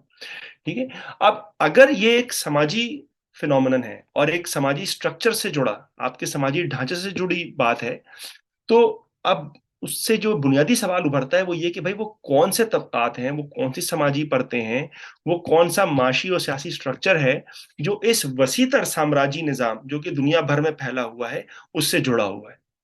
ٹھیک ہے، تو یعنی کہ بات محض آپ کی خارجہ پالیسی تک نہیں رہتی ہے، بات یا آتی، حقیقی آزادی کے سلوگن تک نہیں رہتی ہے۔ بالکل بات محض نعروں تک نہیں رہتی، بات محض خارجہ پالیسی یا اقوام متحدہ میں جا کر جو ہے وہ تقریروں تک کی نہیں رہتی، بلکہ بات آ کے گرتی ہے ایک وسیع تر سماجی پروگرام کے حوالے سے، ایک مکمل ایک ٹوٹل سوشل پروگرام کے حوالے سے، رائٹ؟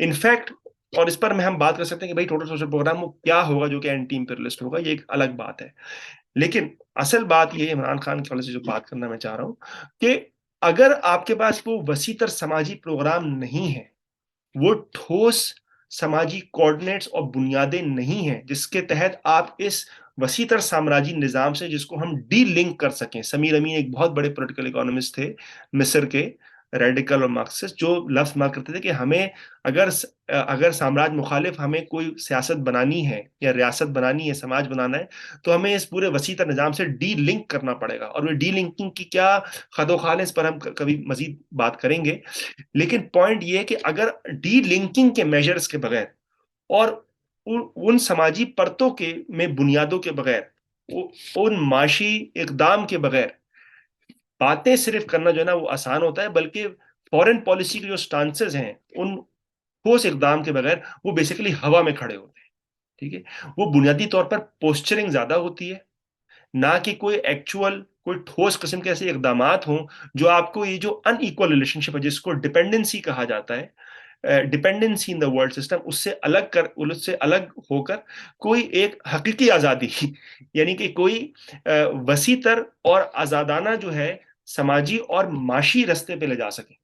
ٹھیک ہے، جیسے میں کہا تو یہ سماج اور معاش والا معاملہ نا جو وہ بہت اہم ہے، جو کہ ہمیں پتہ ہے کہ عمران خان کے اس کے دوران نہیں تھا. اس سماجی اور معاشی رستے کے بغیر، متبادل سماجی اور معاشی رستہ میں بار بار بات کر رہا ہوں، جس کا بہت ہی کلیدی جو ہے وہ ربط ہے سماجی پرتوں سے، سماجی طبقات سے. ان کے بغیر صرف اگر ریٹرک ہے، صرف باتیں ہیں، تو بیسیکلی اس کو ہم یوں کہہ سکتے ہیں کہ وہ ریٹرک جو ہے نا وہ آپ کے عمل سے لنک نہیں ہے، وہ ایکچولی عمل میں کسی خامیوں کو چھپا رہا ہے. جو rhetoric is serving as compensation for an absence.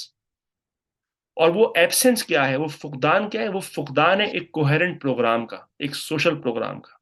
تو یعنی کہ آپ باتیں جتنی کر لیں، لیکن اگر آپ باتیں آپ کی بڑی بڑی ہیں اور کام جو ہے وہ بالکل بیکار ہے، اس کا مطلب آپ کی باتیں جو ہے نا وہ بھڑکیاں ہیں جو آپ کے کام کو جو ہے چھپا رہی ہیں، یا کام کے فقدان کو چھپا رہی ہیں، کام کے عدم کو چھپا رہی ہیں. میری میرے آپ میرے بات ایک دوست ہیں، وہ ان کی فیوریٹ لائن ہے کہ باتیں کروڑوں کی، دکان پکوڑوں کی.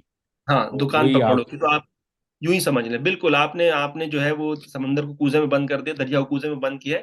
کہ اگر آپ کی ریٹرک بہت زیادہ ہے اور عمل کم ہے، اس کا مطلب آپ کا ریٹرک جو ہے serving as compensation for an absence. اور ایبسنس کیا ہے، فقدان کیا ہے، عدم کیا ہے؟ اس وسیع تر سماجی اور معاشی پروگرام کا، جو کہ ٹھوس طور پر جو ہے وہ آپ کو ٹھوس طریقے سے آپ کو اس سامراجی نظام سے الگ کر سکے، ایک انڈیپینڈنٹ رستے پہ جو ہے نا وہ گامزن کر سکے. اب جہاں تک بات ہے عمران خان کے رائٹ ونگ ہونے کی، تو اس میں تو بہت ساری مثالیں ہیں. یعنی کہ آپ عمران خان کا جو بھی میجر اٹھا کے دیکھ لیں، پاور میں یا پاور کے باہر، جو بھی اقدام اٹھا کے دیکھ لیں، اس میں آپ کو دائیں بازو کی چیزیں نظر آئیں گی. میں آپ کو مثالیں دینا شروع ہو جاتا ہوں. صحیح ہے، آپ ان کا اکنامک پروگرام دیکھ لیں. جب یہ پاور میں تھے، یہ آتے ہی انہوں نے آئی ایم ایف سے جو ہے وہ ڈیل کی، بلکہ آئی ایم ایف کے سامنے یہ لیٹ گئے. ٹھیک ہے، انہوں نے مونوپلی سے کنسیشنز کی، ریئل اسٹیٹ سے لے کر فوج، سب کو کتنی بڑی بڑی کنسیشنز گئیں. آپ جو ہے وہ معاشی ایکسپرٹ ہیں، آپ بہتر بتا سکتے ہیں. کووڈ کے دوران، کووڈ کے دوران جو ہے کارپوریٹ پروفٹ پاکستان میں ایئر آن ایئر تقریباً 65 سے 70% جو ہے نا وہ اپنے پروفٹس کو تو جمپ. اسے سیلیبریٹ کیا جاتا تھا ایاز، مجھے یاد ہے، ٹویٹس بھی بالکل موجود ہیں. اور ٹویٹ کرتے تھے یہ لوگ. کنسیشنز کی جو بات ہے وہ یہ کہ اس پہ میں بار بار اس پوڈ کاسٹ پہ بھی کہہ چکا ہوں کہ اگر آپ خان صاحب کی 2018 سے پہلے کی ٹویٹس کو سرچ کریں اور اس پہ ایمنیسٹی ڈالیں، تو ایمنیسٹی کو جو ہے وہ کرپشن کی سب سے بڑی مثال کہا کرتے تھے ایک طرح سے. بالکل اور اس کے بعد انہوں نے پاکستان کی تاریخ کی سب سے لمبی real estate tax amnesty scheme جو ہے بالکل. وہ دی. اور اس کا نتیجہ یہ نکلا تھا کہ کووڈ کے دوران، اتنے بڑے بحران کے دوران، پاکستان میرے خیال میں دنیا کا وہ واحد ملک تھا جدھر کارپوریٹ پروفٹ ایئر آن ایئر 69% پروفٹ رجسٹر کر رہے تھے، 69% جمپ ان پروفٹ رجسٹر کر رہے تھے. تحریک انصاف کے جو سپورٹر ہیں وہ کہتے ہیں جی وہ احساس کارڈ اور صحت کارڈ وغیرہ یہ سب لائے. بھائی یہ صحت کارڈ جو ہے وہ ایک طریقہ تھا، ایک مکمل طور پر اسٹیلتھ پرائیویٹائزیشن ہے آپ کے ہیلتھ کیئر سسٹم کی. آپ کا ہیلتھ کیئر سسٹم، اس پر اگین مزید تفصیلی بات ہو سکتی ہے کہ بنیادی طور پر یہ کرنا چاہ رہے ہیں کہ انہوں نے انسینٹیو دے دیا صحت کارڈ کے ذریعے کہ پرائیویٹ جو ہے وہ جتنا چارج کر سکتا ہے کرے، اور پبلک ہسپتال اور یونیورسل ہیلتھ کیئر میں انویسٹمنٹ نہ ہو. یعنی کہ نتیجہ یہ ہو کہ آپ کا جو پبلک ہیلتھ سسٹم جو ویسے ہی تباہ ہے وہ مزید گٹ ہو جائے، اس کی مزید آگڑیاں نکال دی جائیں، اور سارا پیسہ جو پرائیویٹ کی طرف جائے، جو کہ بنیادی طور پر امریکن سسٹم ہے ہیلتھ کیئر کا. آپ امریکہ میں رہتے ہیں، آپ بہتر بتا سکتے ہیں کہ یہ جو پورا انشورنس اور state bank insurance, Obama care اور میڈی کیئر، یہ بنیادی طور پر یہ کہ پبلک ہیلتھ کیئر آپ نے نہیں کرنی ہے، آپ نے پرائیویٹ والوں کے جیب بھرنے، نمبر ون. تو معاشی لیول پر بنیادی طور پر یہ ایک رائٹ ونگ پروگرام تھا جو کہ رائج، مقتدر اور جو بالادست طبقات تھے، جو مونوپلیز ہیں، ان کو اس نے بینیفٹ کیا. نمبر ون معاشی لیول پہ میں بات کر رہا ہوں. سوشل ایشوز پر اگر آپ آ جائیں، ان کے جو خواتین اور جو ایک صنفی جبر ہے پاکستان میں، اس کے حوالے سے جو ان کی رائے تھی خان صاحب کی، اور جو ان کے اقدامات تھے، وہ ہمیں سب کو یاد ہونا چاہیے کہ جب زنا بالجبر ہو رہا تھا، جب ریپس ہو رہے تھے، تو یہ جو ہے وہ بلاگرز کو بٹھا لیتے تھے ہر کچھ عرصے بعد اپنے اب تو سب بھول گئے نا کیونکہ اب تو یہ سب ہو رہا ہے، لیکن اس طرح تو نہیں بھولنا چاہیے کہ بلاگر کو بٹھا کر کہ جی بالی ووڈ نے ہماری جو ہے نا وہ یوتھ کو خراب کر دیا، اور خواتین کم کپڑے پہنیں گی تو وہ کیسے لوگ برداشت کریں گے، اس طرح کی جو ہے وہ مرد خرافات. روبوٹ نہیں ہے. ایگزیکٹلی اس طرح کی خرافات یہ بکتے تھے. ٹھیک ہے. دوسرا یہ کہ اور مثالیں دے دیتا ہوں میں. ان کا جو ریئیکشنری سوشل ایشوز پر جو ان کا جو پورا ایک سٹانس تھا کہ سنگل نیشنل کریکولم کی آپ بات دیکھ لیں آپ مثال کے طور پر بات. یعنی کہ سب بات شروع ہوئی تھی تعلیمی نظام میں طبقاتی جو ہے نا وہ سسٹم ختم کرنے سے. اچھا وہ طبقاتی سسٹم ختم نہیں کیا آپ نے, ریٹوریکل لیول پر کریکولم کے لیول پر آپ نے اس کو سنگولرائز کر دیا, آپ نے اس کو سینٹرلائز کر دیا. یعنی کہ وہ وہی ٹرینڈ ہے کہ سوشل پروگرام نہ ہونا, ریٹوریکل بلسٹر ہونا. یعنی کہ سوشل پروگرام کی عدم موجودگی, فقدان کو چھپانے کے لیے آپ نے بھڑکیاں لمبی لمبی مار دی کہ ہم نے یہ کر دیا. اصل میں ہوا کیا تھا آپ کو یاد ہوگا کہ جب آئی ایم ایف آیا تو انہوں نے ہائر ایجوکیشن کا بجٹ 50% کاٹا تھا.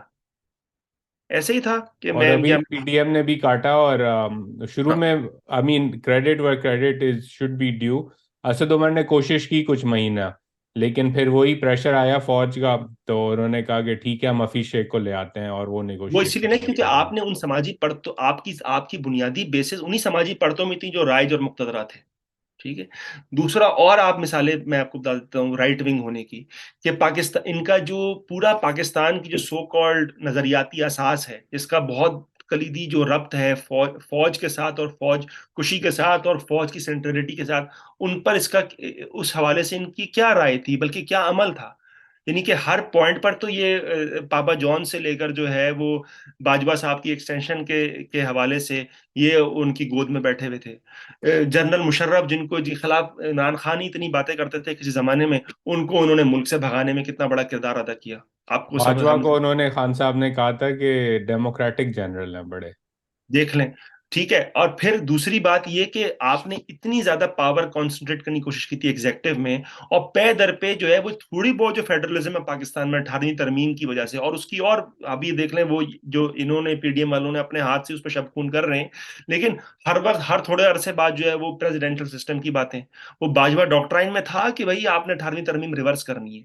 تو یہ تمام چیزیں آپ کی جو ایک جو ہے وہ صنفی جبر کے حوالے سے جو آپ کی جو رائے تھی, جو معاشی لیول پر جو آپ کی پالیسیاں تھیں, جو آپ کا فوج اور فیڈرلزم کے حوالے سے جو آپ کے سٹانسز تھے اور جو آپ کے اعمال تھے, وہ تمام جو ہے وہ کلاسیکلی جو ہے وہ پاکستان میں دائیں بازو کی جو پرت ہے وہ تمام جو ہے ان کی جو تاریخی جو تسلسل میں جو ہے وہ جا کے بیٹھتا ہے پورا معاملہ. ٹھیک ہے. چلیں یہ اگر میں آگے کا ایک پوچھوں ریلیٹڈ ٹو ہاں دیٹ, یہ تو پی ٹی آئی کا آپ نے ایکسپلین کر دیا کہ کس طرح رائٹ ونگ تھی, and I hope the audience learn something from this as well, because I most certainly did. کیونکہ ہمارے معاشرے میں تو مین اسٹریم میں تو یہ بحث ہی نہیں ہوتی نا کہ کوئی سمجھائے کہ بھائی دائیں بازو کیا ہوتا ہے, لیفٹ ونگ کیا ہوتا ہے, رائٹ ونگ کیا ہوتا ہے, نیشنلزم پاپولسٹ کیا ہوتا ہے.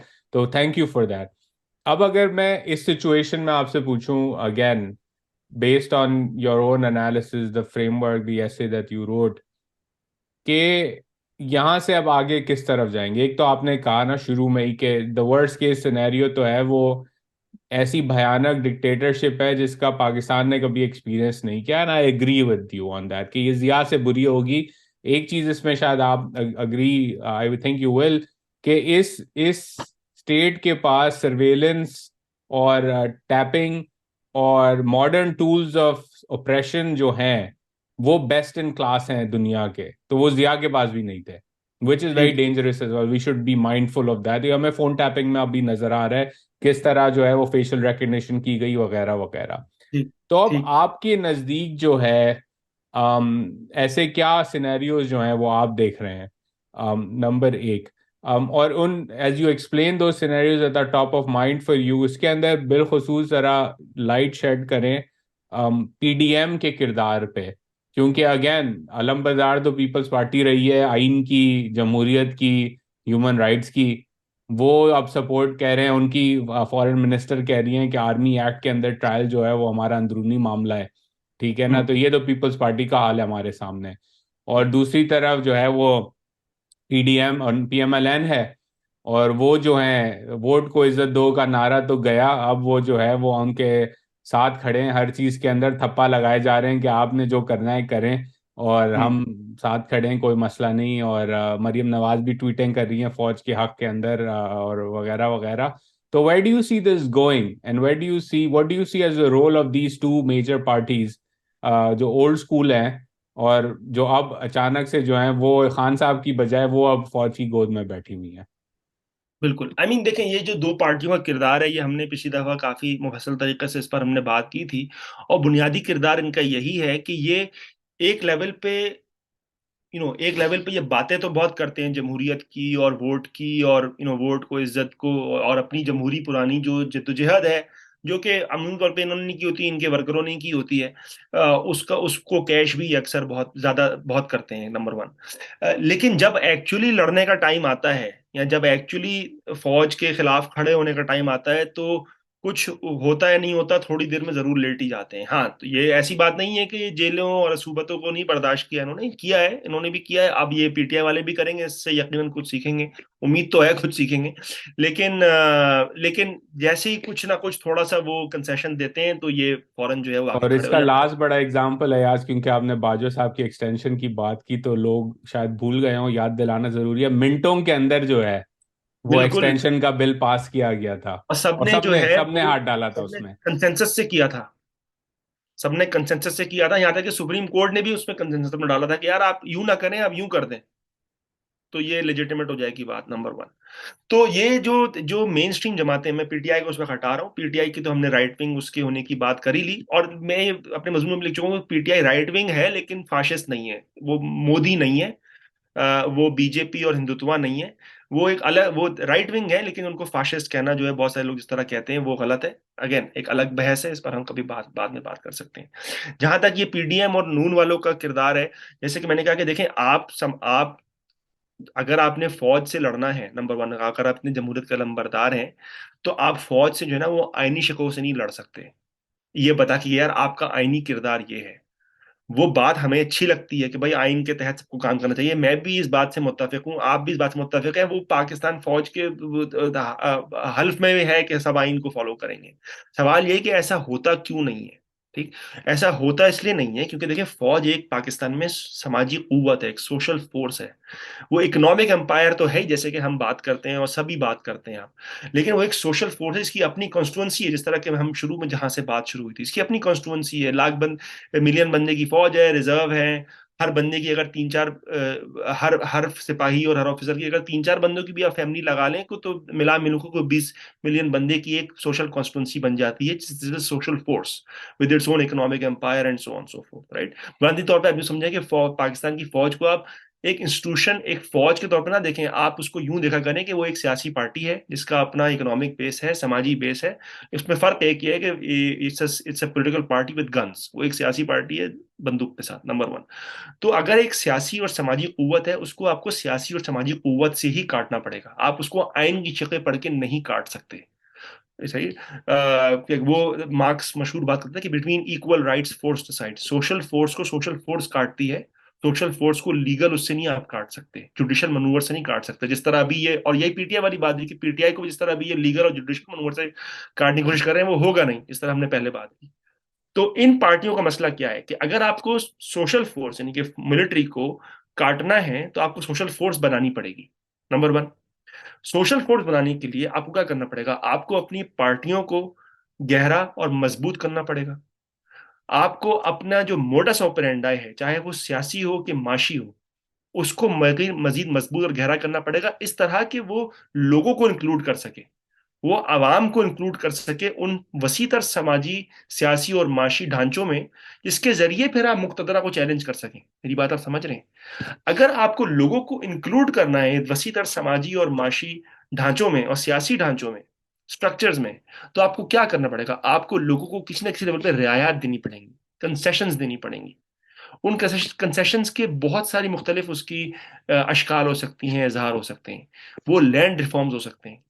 کتنا ان ایکول یہاں پہ لینڈ اونرشپ کا اور بہت اربن اینڈ رورل اسٹرکچر ہے پاکستان میں. 2%، ابھی کچھ دنوں پہلے کی رپورٹ ہے کہ 2% ٹاپ لوگوں کے پاس تب 20% جو ہے وہ زمین ہے. 1% کے پاس 20% زمین ہے رورل ایریاز میں.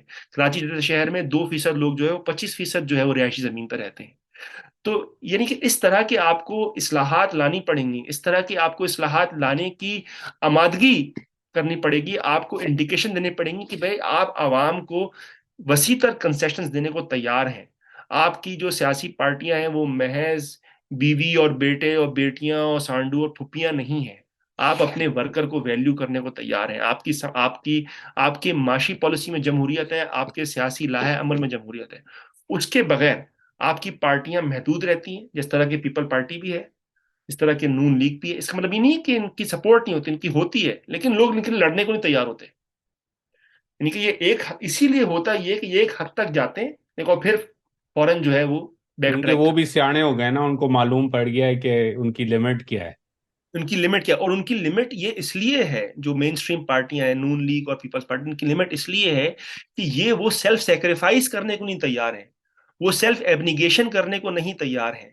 वो अपने लॉन्ग टर्म गेन के लिए, अपने शॉर्ट टर्म गेन को जो है उसकी कुर्बानी देने को नहीं तैयार है, जिसके तहत ये भी एक वसीतर और गहरी समाजी जो है ना वो फोर्स बन सकें, जिससे वो एक दूसरी समाजी फोर्स को काट सकें, जिनसे इनका अच्छा तजाद यार, इस पे रहता है। अगर मैं आपको पुश बैक करूं सैक्रिफाइस वाले पॉइंट पे, क्योंकि ये डेफिनेटली कुछ लोग सोच भी रहे होंगे ऑलरेडी। बिल्कुल। बिलखुसूस पीपल्स पार्टी, हम्म। पीपल्स पार्टी ने तो, भुट्टो साहब ने फांसी चढ़ गए, वो बेनजीर भुट्टो शहीद हो गई, मारी गई बॉम्ब ब्लास्ट के अंदर। तो वो पीपल्स पार्टी वाले कहेंगे तो हमारी तो खून में रंगी हुई तारीख है, तो आप कैसे कह सकते हैं कि हम सैक्रिफाइस नहीं करते। नहीं, एक देखें, मैं वो उनकी जो लटकाया जनरल जिया ने उनको, या वो ब्रिगेडियर आमिर और जनरल मुशर्रफ वगैरह ने जो मिलकर बेनजीर भुट्टो के साथ जो किया, उनमें जो उनकी जो एक जाती सेक्रीफाइस है, कुर्बानी है, उससे तो कोई इनकारी नहीं है, उससे तो हर कोई, हर बंदा मानता है। मैं एक समाजी और माशी लेवल पे बात कर रहा हूँ दैट्स यहाँ इम्पोर्टेंट, पर। That's what I wanted to get out, के वो एक बिल्कुल। एक एक स्ट्रक्चरल सैक्रिफाइस की आप बात कर रहे हैं। बिल्कुल, ये उसी तरह की बात है कि जी इमरान खान ने 22 साल जद्दोजहद की, ओ भाई की होगी, अपने लिए की ना। यानी कि वो उसने कौन से ऐसे वसीतर सियासी माशी ढांचे बनाए जो कि पीपल्स पार्टी के पीक से भी कंपेयर कर सके। पीपल्स पार्टी ने अपने जमाने में जो किया सो किया, उस पर हम बात कर सकते हैं। लेकिन हम भुट्टो को भी देखें, जो कि सबसे बड़ा लीडर था पाकिस्तान की तारीख का, यानी कि पोस्ट इंडिपेंडेंस तारीख का। तो उसके जमाने में भी जो भुट्टो ने जिस तरह अपनी समाजी परतों को काटा, यानी कि लेबर से लेकर, पेजेंट से लेकर, स्टूडेंट से लेकर, भुट्टो ने जिस तरह अपनी समाजी परतों को काटा, और इस पर हम मजीद बात कर सकते हैं, ये एक लंबी कहानी है। और जिस किताबों को मैं बाद में रेकमेंड करूंगा उनमें से एक इसी बारे में है। जिस तरह अपनी समाजी परतों को काटा, तो हुआ ये कि एंड में जब फौज ने यलगार किया, तो समाजी लेवल पर भुट्टो के पास खड़े होने को कुछ भी नहीं था। पर्सनल कैरिज्मा था, जिसकी वजह से लोगों ने कोड़े भी खाए बाद में, लेकिन वे बचा नहीं सके उसको। वो इसलिए क्योंकि जो समाजी बुनियादें थी भुट्टो फिनोमिनन की, वो तुलबा में थी, वो अवाम में थी, वो मेहनत कशों में थी, वो मज़ारों किसानों में थी। वो एक लेवल पे पीपल्स पार्टी की अगर मैं मिसाल लेके चलूं, तो उन्होंने सिस्टमेटिकली भुट्टो दौर में इस परत को किसी न किसी तरीके से दबाया और डीमोबिलाइज किया। और इसका नतीजा ये निकला कि एंड में जब भुट्टो ने इनको वापस विन ओवर करने की कोशिश की लैंड रिफॉर्म्स के जरिए, 77 की लैंड रिफॉर्म्स के जरिए, तो वो तमाम तबका जो है वो डीमोबिलाइज हो चुके थे। और जब जियाउल हक ने मार्शल लॉ लगाया, तो उस वक्त भुट्टो को बचाने के लिए कोई भी नहीं निकला। और ये हमारी हमारी तारीख की एक बहुत ही अफसोसनाक, ये एक समझें ये बाब है। और इसका ताल्लुक भुट्टो की अपनी, या अभी हम भुट्टो की मिसाल लेके चल रहे हैं, भुट्टो की अपनी जाती बहादुरी और उसकी कुर्बानी से ताल्लुक एक लेवल पे नहीं है। वो अपनी जाती कुर्बानी और बहादुरी करके जो है वो एक लेजेंड बन गया, वो एक अलग डिस्कशन है। लेकिन सवाल ये कि मुक्तदरा कुछ चैलेंज अल्टीमेटली क्यों नहीं कर पाए, क्योंकि मुक्तदरा जो है वो महज इंस्टीट्यूशनल फोर्स नहीं है, वो एक इकोनॉमिक फोर्स नहीं है। वो भी है इंस्टीट्यूशनल फोर्स भी, इकोनॉमिक फोर्स भी, लेकिन वो एक समाजी कुव्वत है। और समाजी कुव्वत को अब कुछ समाजी कुव्वतों से और समाजी बुनियादों से काटना पड़ता है। हमारे यहाँ ये है कि वो समाजी कुव्वत अपनी अपनी बंदूकों के साथ इनको अटैक करती है, और ये सामने से आईनी शिकवे पर अड़े होते हैं। अब और ये हम आ बुनियादी गए मसला। इनकी इनकी लिमिटेशन के ऊपर, और आपने ऐसे कहा कि इनको मालूम है कि एक हद तक जाना है और फिर उससे वापस आ जाना है। तो अब इस कॉन्टेक्स्ट में अगर हम फॉरवर्ड लुकिंग एनालिसिस करें, जी। वर्स्ट केस आपने समझा दिया, और क्या चीज़ें हैं ऐसी जो लिसनर्स को, ऑडियंस को गौर व फिक्र करना चाहिए उन चीज़ों के ऊपर।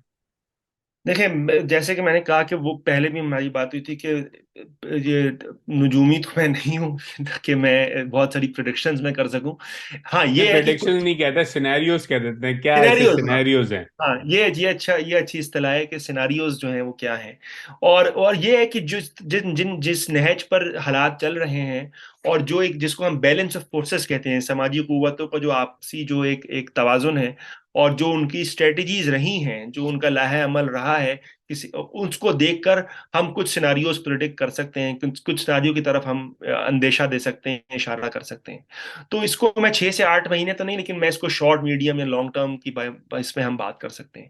اس میں ایک بنیادی چیز جو سمجھنے کی، جس سے ہماری بات شروع ہوئی تھی، وہ یہ کہ پاکستان کا جو حکمران طبقہ ان ٹوٹل ہے، ان ٹوٹل کلی طور پر، وہ اکنامک لیول پہ دیکھیں، بنیادی جو بھی ملک جو ہے نا وہ پولیٹیکل اکانومی پہ چلتا ہے، وہ ایک پولیٹیکل اکنامک لیول پر آپ بھی لکھ چکے ہیں اپنے مضامین میں پیدر پہ، کہ وہ ایک ڈیڈ اینڈ پہ پہنچ چکا ہے.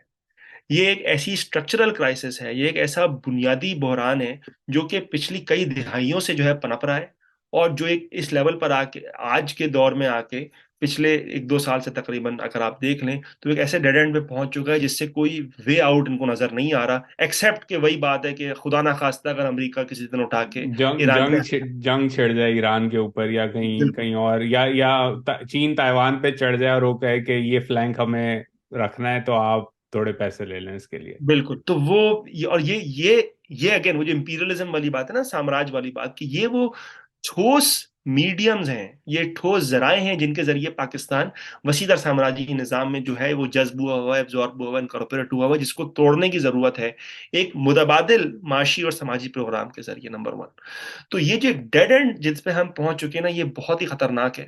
اور ایک لیول پہ یہ جو وسیع تر معاشیات کا یا سیاسی معاشیات کا جو ڈیڈ اینڈ ہے، اسٹرکچرل کرائسس ہے، وہ آپ کی جو پالیٹی کے لیول پر، یعنی کہ سیاسیات کے لیول پر جو بحران ہے اس کو کنڈیشن کر رہا ہے بہت ہی ٹھوس طریقے سے. یعنی کہ یہ جو پالیٹی کے لیول پر یا سیاسیات کے لیول پر یہ جو آپ کو شفٹنگ الائنس نظر آ رہی ہیں، جو کہ پرانے کوآرڈینیٹ سے آپ سمجھ نہیں پا رہے، عمر ایوب اور وہ ابن ضیاء کہاں بیٹھے ہوئے ہیں، اور وہ دوسرے والے رضا ربانی کہاں بیٹھے ہوئے ہیں، یہ بالکل ایک جو سول ملٹری والی جو چیز ہے اسے سمجھ میں نہیں آ رہی. اس کی بنیادی ایک لیول پہ یہ ٹھوس طریقے سے اس کا ربط ہے اس وسیع تر معاشی اور پولیٹیکل اکانومی کو اچھا بحران سے. ایاز، اس پہ اگین قطع کلامی معاف، کیونکہ اکنامک ایشو پہ I would love your thoughts on this as well, کیونکہ یہ میرا ایک اپنا ویو بھی رہا ہے کہ ہم نے دیکھا کہ بیسکلی جنرل شریف، راحیل شریف کے آنے کے بعد سے ایک طرح سے اوپن فائٹنگ ہم نے دیکھی آرمی چیف بننے کی.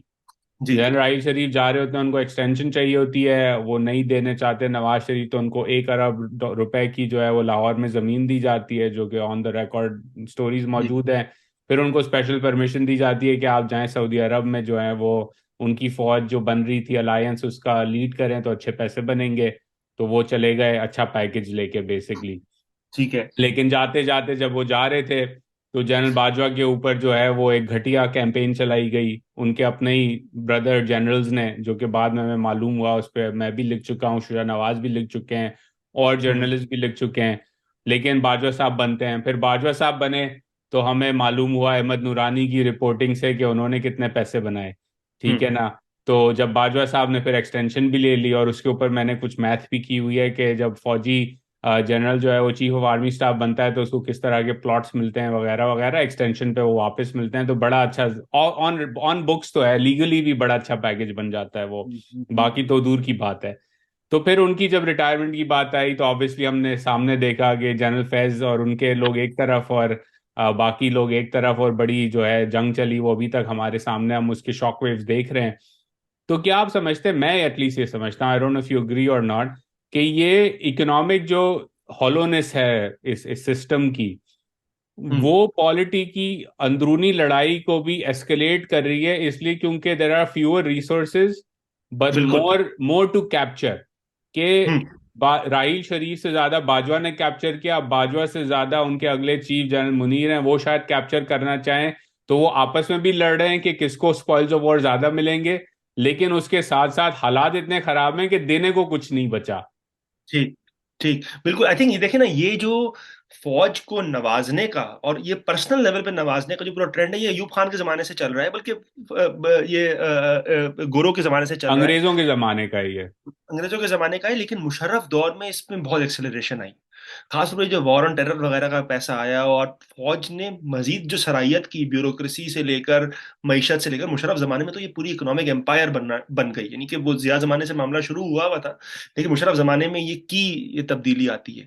اور اس کے بعد سے جو جرنیل ہیں وہ تو یعنی کہ ہر جرنیل کے ساتھ ایک اوپن جو ہے نا وہ لڑائی ہے کہ جیسے ہی وہ ریٹائرمنٹ کا وقت آتا ہے اس کے ارد گرد کچھ نہ کچھ ہونا شروع ہو جاتا ہے، یا تو کبھی وہ ڈاؤن لیکس ہو جاتا ہے، کبھی وہ والا دھرنا ہو رہا ہوتا ہے، کبھی والا دھرنا ہو رہا ہوتا ہے، اور وہ پورا ایک جس طرح کا آپ نے کہا کہ وہ ایک جو ہے نا وہ کتے بلی کی لڑائی چل رہی ہوتی ہے کہ بھائی اگلا کون بنے گا، کیونکہ ظاہر سی بات ہے وہ پریسٹیج کا صرف معاملہ نہیں ہے، وہ پورے کھاتے لگے ہوئے ہیں اور پورے پلاٹس اور یعنی کہ جائیدادیں، کبھی آسٹریلیا کے جزیرے سے لے کر پاپا جون سے لے کر ہمیں ساری معاملات آپ نے جیسے کہ بتایا، آپ نے جس طرح نشاندہی کی، اور اوور آل بالکل آپ نے صحیح بات کی کہ جس طرح، کیونکہ دیکھیں نا آپ کا ایک بہت ہی بنیادی اور کلیدی جو میڈیم ہے ورلڈ سسٹم پہ ڈپینڈنسی کا، جس کی میں بات کرتا رہا ہوں، وہ آپ کی جو جنگی سروسز رہی ہیں تاریخی طور پر استعمال کے لیے سامراجی قوتوں کے لیے، تو جس طرح وہ والی جو ٹوٹی بند ہونا شروع ہوئی ہے، نا وار آن ٹیرر کے زمانے میں آپ کو $35 بلین ملے، ان میں سے $14 بلین تو صرف کولیشن سپورٹ فنڈ کے ہیں، پھر باقی یہ والی ایڈ اور وہ والی ایڈ جو وہ ٹوٹی بند ہونا شروع ہوئی ہے، تو آپ کی جو ریسورسز ہیں جو اوپر سے بہ رہے تھے، سامراج کی طرف سے بہ رہے تھے، وہ کم ہوئے، اس کے بعد سی پیک آیا تو وہ بھی بہنا رک گیا، سی پیک وہ کے بھی بہت رک پروجیکٹ گیا، بھی۔ اس سے آپ نے اتنی امیدیں لگائی تو وہ کو زیادہ نہیں چل پایا تھا، جو امریکہ سے رشتہ ہے وہ امریکہ سے نہیں رہا،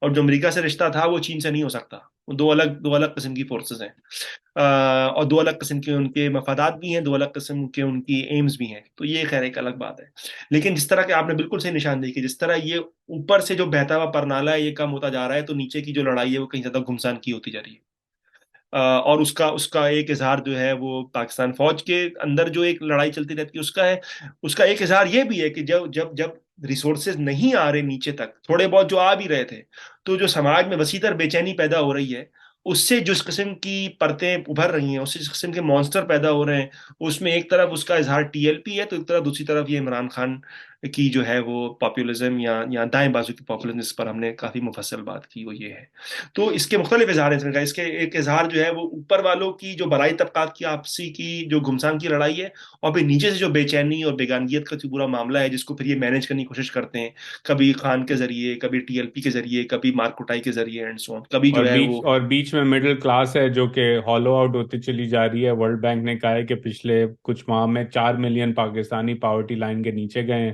تو مڈل بالکل کلاس جو ایسپریشنل کلاس ہوتی ہے وہ اوپر دیکھتی ہے کہ ہم بھی ذرا اوپر جائیں، ایک کرولا کے بعد دو تین ہو جائیں، تو وہ اب دیکھ رہے ہیں کہ بھائی کرولا تو چھوڑو، اس میں پیٹرول بھرانے کے پیسے بھی نہیں ہیں، اب ہاں کیا کریں۔ ہاں، وہ ایسپریشن بھی آپ نے ماڈل آف ڈیولپمنٹ ایسا کر دینا کہ ایسپریشن یہ ہے کہ بس ہم کرولیں رکھیں اور اے سی رکھیں، اور یہ again ایک الگ بات ہو جائے گی، لیکن آپ کی بات بالکل صحیح ہے کہ جو پرنالہ جب رکا ہے اور آپ کے پاس آپ جیسے کہ میں نے کہا کہ وسیع تر معاشی نظام کچھ آپ نے بنایا ہے ہی نہیں پچھلے 70 سال میں، بلکہ پچھلے 70 سال میں عمومی طور پر، پچھلے 40-50 سال میں خاص طور پر آپ کی ڈپینڈنسی رہی ہے استعمار پر اور اپنے لوگوں کو بیچنے پر، سعودی اور بحرین اور قطر وغیرہ کو، تو وہ والے جو پرنالے جب رکے ہیں تو پھر نیچے اوپر کی بھی لڑائی گھمسان کی، اور نیچے بیگانگیت جو اور جو بے چینی ہے وہ آپ کے سامنے ہے، سب کے سامنے ہے۔ اس کانٹیکسٹ میں اگر میں بات کروں، جو ہم سیناریوز کی بات کر رہے تھے نا، جس پر ہم ختم کرنے والے تھے، سیناریوز کی اگر ہم بات کریں تو یہاں پر یہ وسیع تر یہ جو سیاق و سباق ہے، یہ ذہن میں رکھنا بہت ضروری ہے،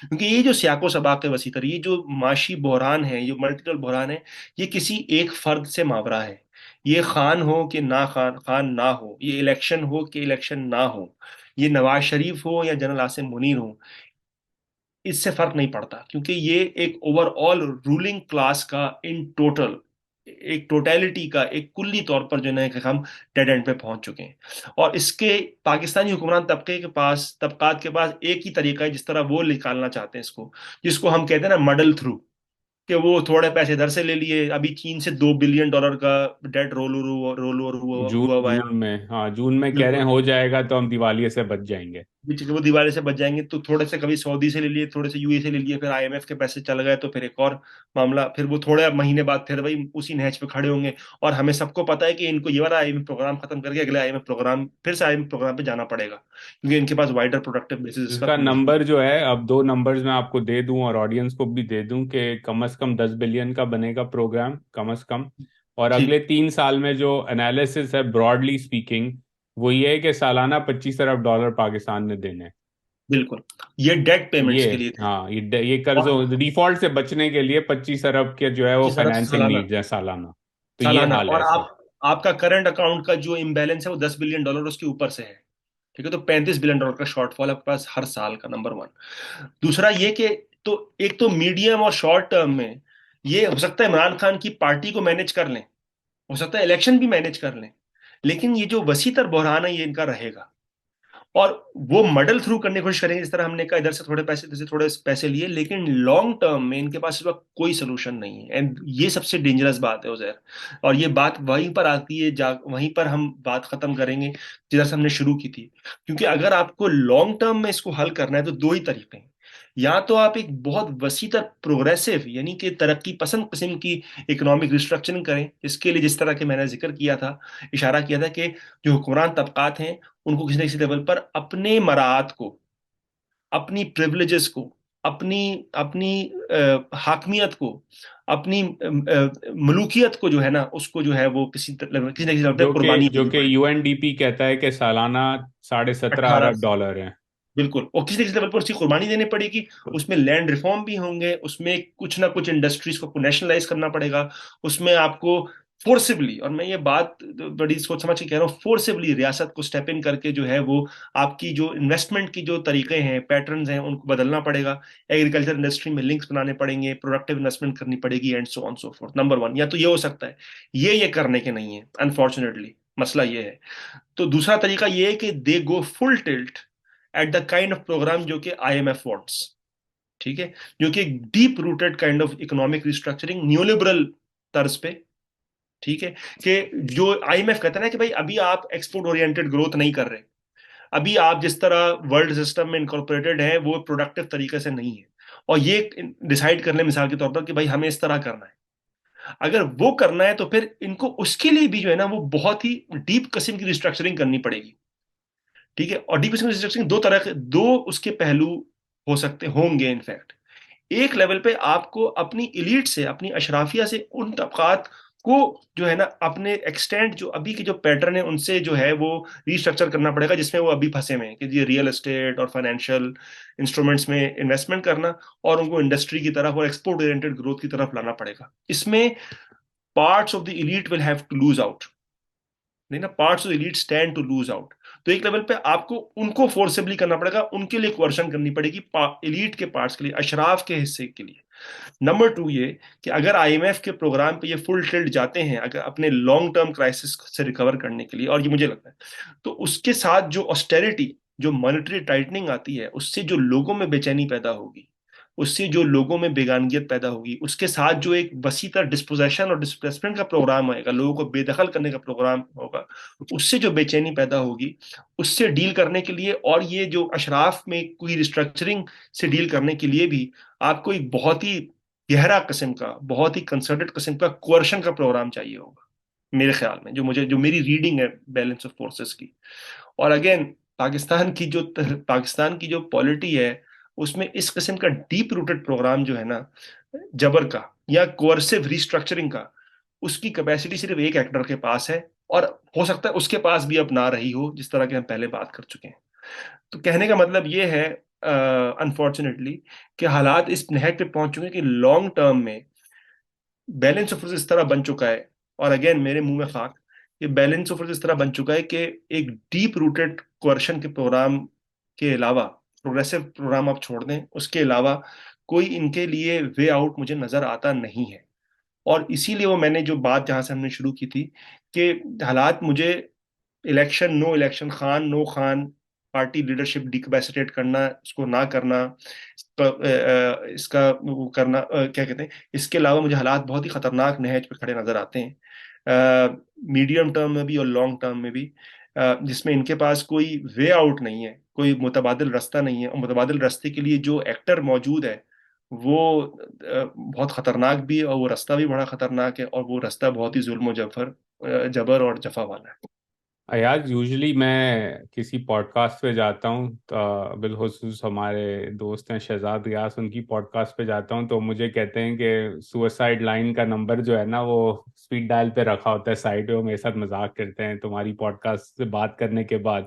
تو مجھے لگتا ہے آج آپ نے you beaten me on that front unfortunately. جو اس سے بڑی بات ہے، آئی اگری وتھ یو، میرے بھی منہ میں خاک کہ proven wrong. I broadly agree with you. And I think that this is what my thing that I've been saying, writing, کہ یہ میرے نزدیک is the most serious crisis Pakistan has faced since 1971. اس کو لوگ ماننے کو تیار نہیں تھے، اور اب یہ تھوڑے تیار ہو گئے ماننے کو. بٹ آئی ایگری کہ آپ کا جو فارورڈ لوکنگ سینیریو ہے, it is significant probability of that happening. And I بالکل hope we're both proven wrong in بالکل that sense, کیونکہ ہم دونوں تو باہر بیٹھے ہوئے ہیں نا. بالکل ہم تو, ہمارے جو دوست ہیں, رشتے دار ہیں جو پاکستان میں ہیں, جو آڈینس ہے, ان کے لیے اصل امتحان ہوگا یہ. And I hope it proven wrong. آخری سوال جاتے جاتے, آپ بھی جو ہے, آپ سینٹ پیٹس گئے, میں سینٹ پالس گیا, ہم دونوں گرامر میں ساتھ پڑھا ہم نے. ہمارے کافی دوست ہیں پالس کے اور پیٹس کے زمانے کے بھی, گرامر کے زمانے کے بھی, جو بڑے انصافین ہیں, انگلینڈ میں رہتے ہیں, انصافین ہیں, امریکہ میں ہیں, پاکستان کے اندر ہیں. وہ مجھے ایک بات کہتے ہیں, and I would love to end this conversation on that. وہ کہتے ہیں کہ یار عزیر, تم لوگ جو بات کرتے ہو نا کہ گراس روٹس موومنٹ کی, آپ نے بھی لاسٹ پوڈ کاسٹ پہ ہم نے اختتام اسی بات پہ کیا تھا, گراس روٹس موومنٹ کی, پروگریسو آئیڈیاز کی, رول آف لا کی, یہ 50 سال کی بات ہے. ہمیں تو ابھی سولوشن چاہیے, اور ابھی جو سولوشن ہے وہ عمران خان ہے, وہی جو ہے بس ایک لاسٹ ہوپ ہے اس وقت.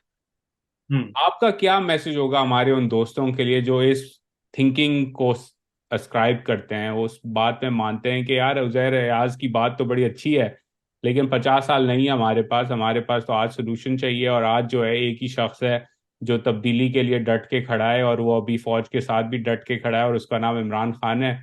تو یا عمران خان ہوگا یا کچھ نہیں ہوگا. What is your message to those people who don't agree with this idea کہ ہمیں ایک long term grass roots institutional building type کی ایفرٹ کی ضرورت ہے, مسیحا کی ضرورت نہیں ہے؟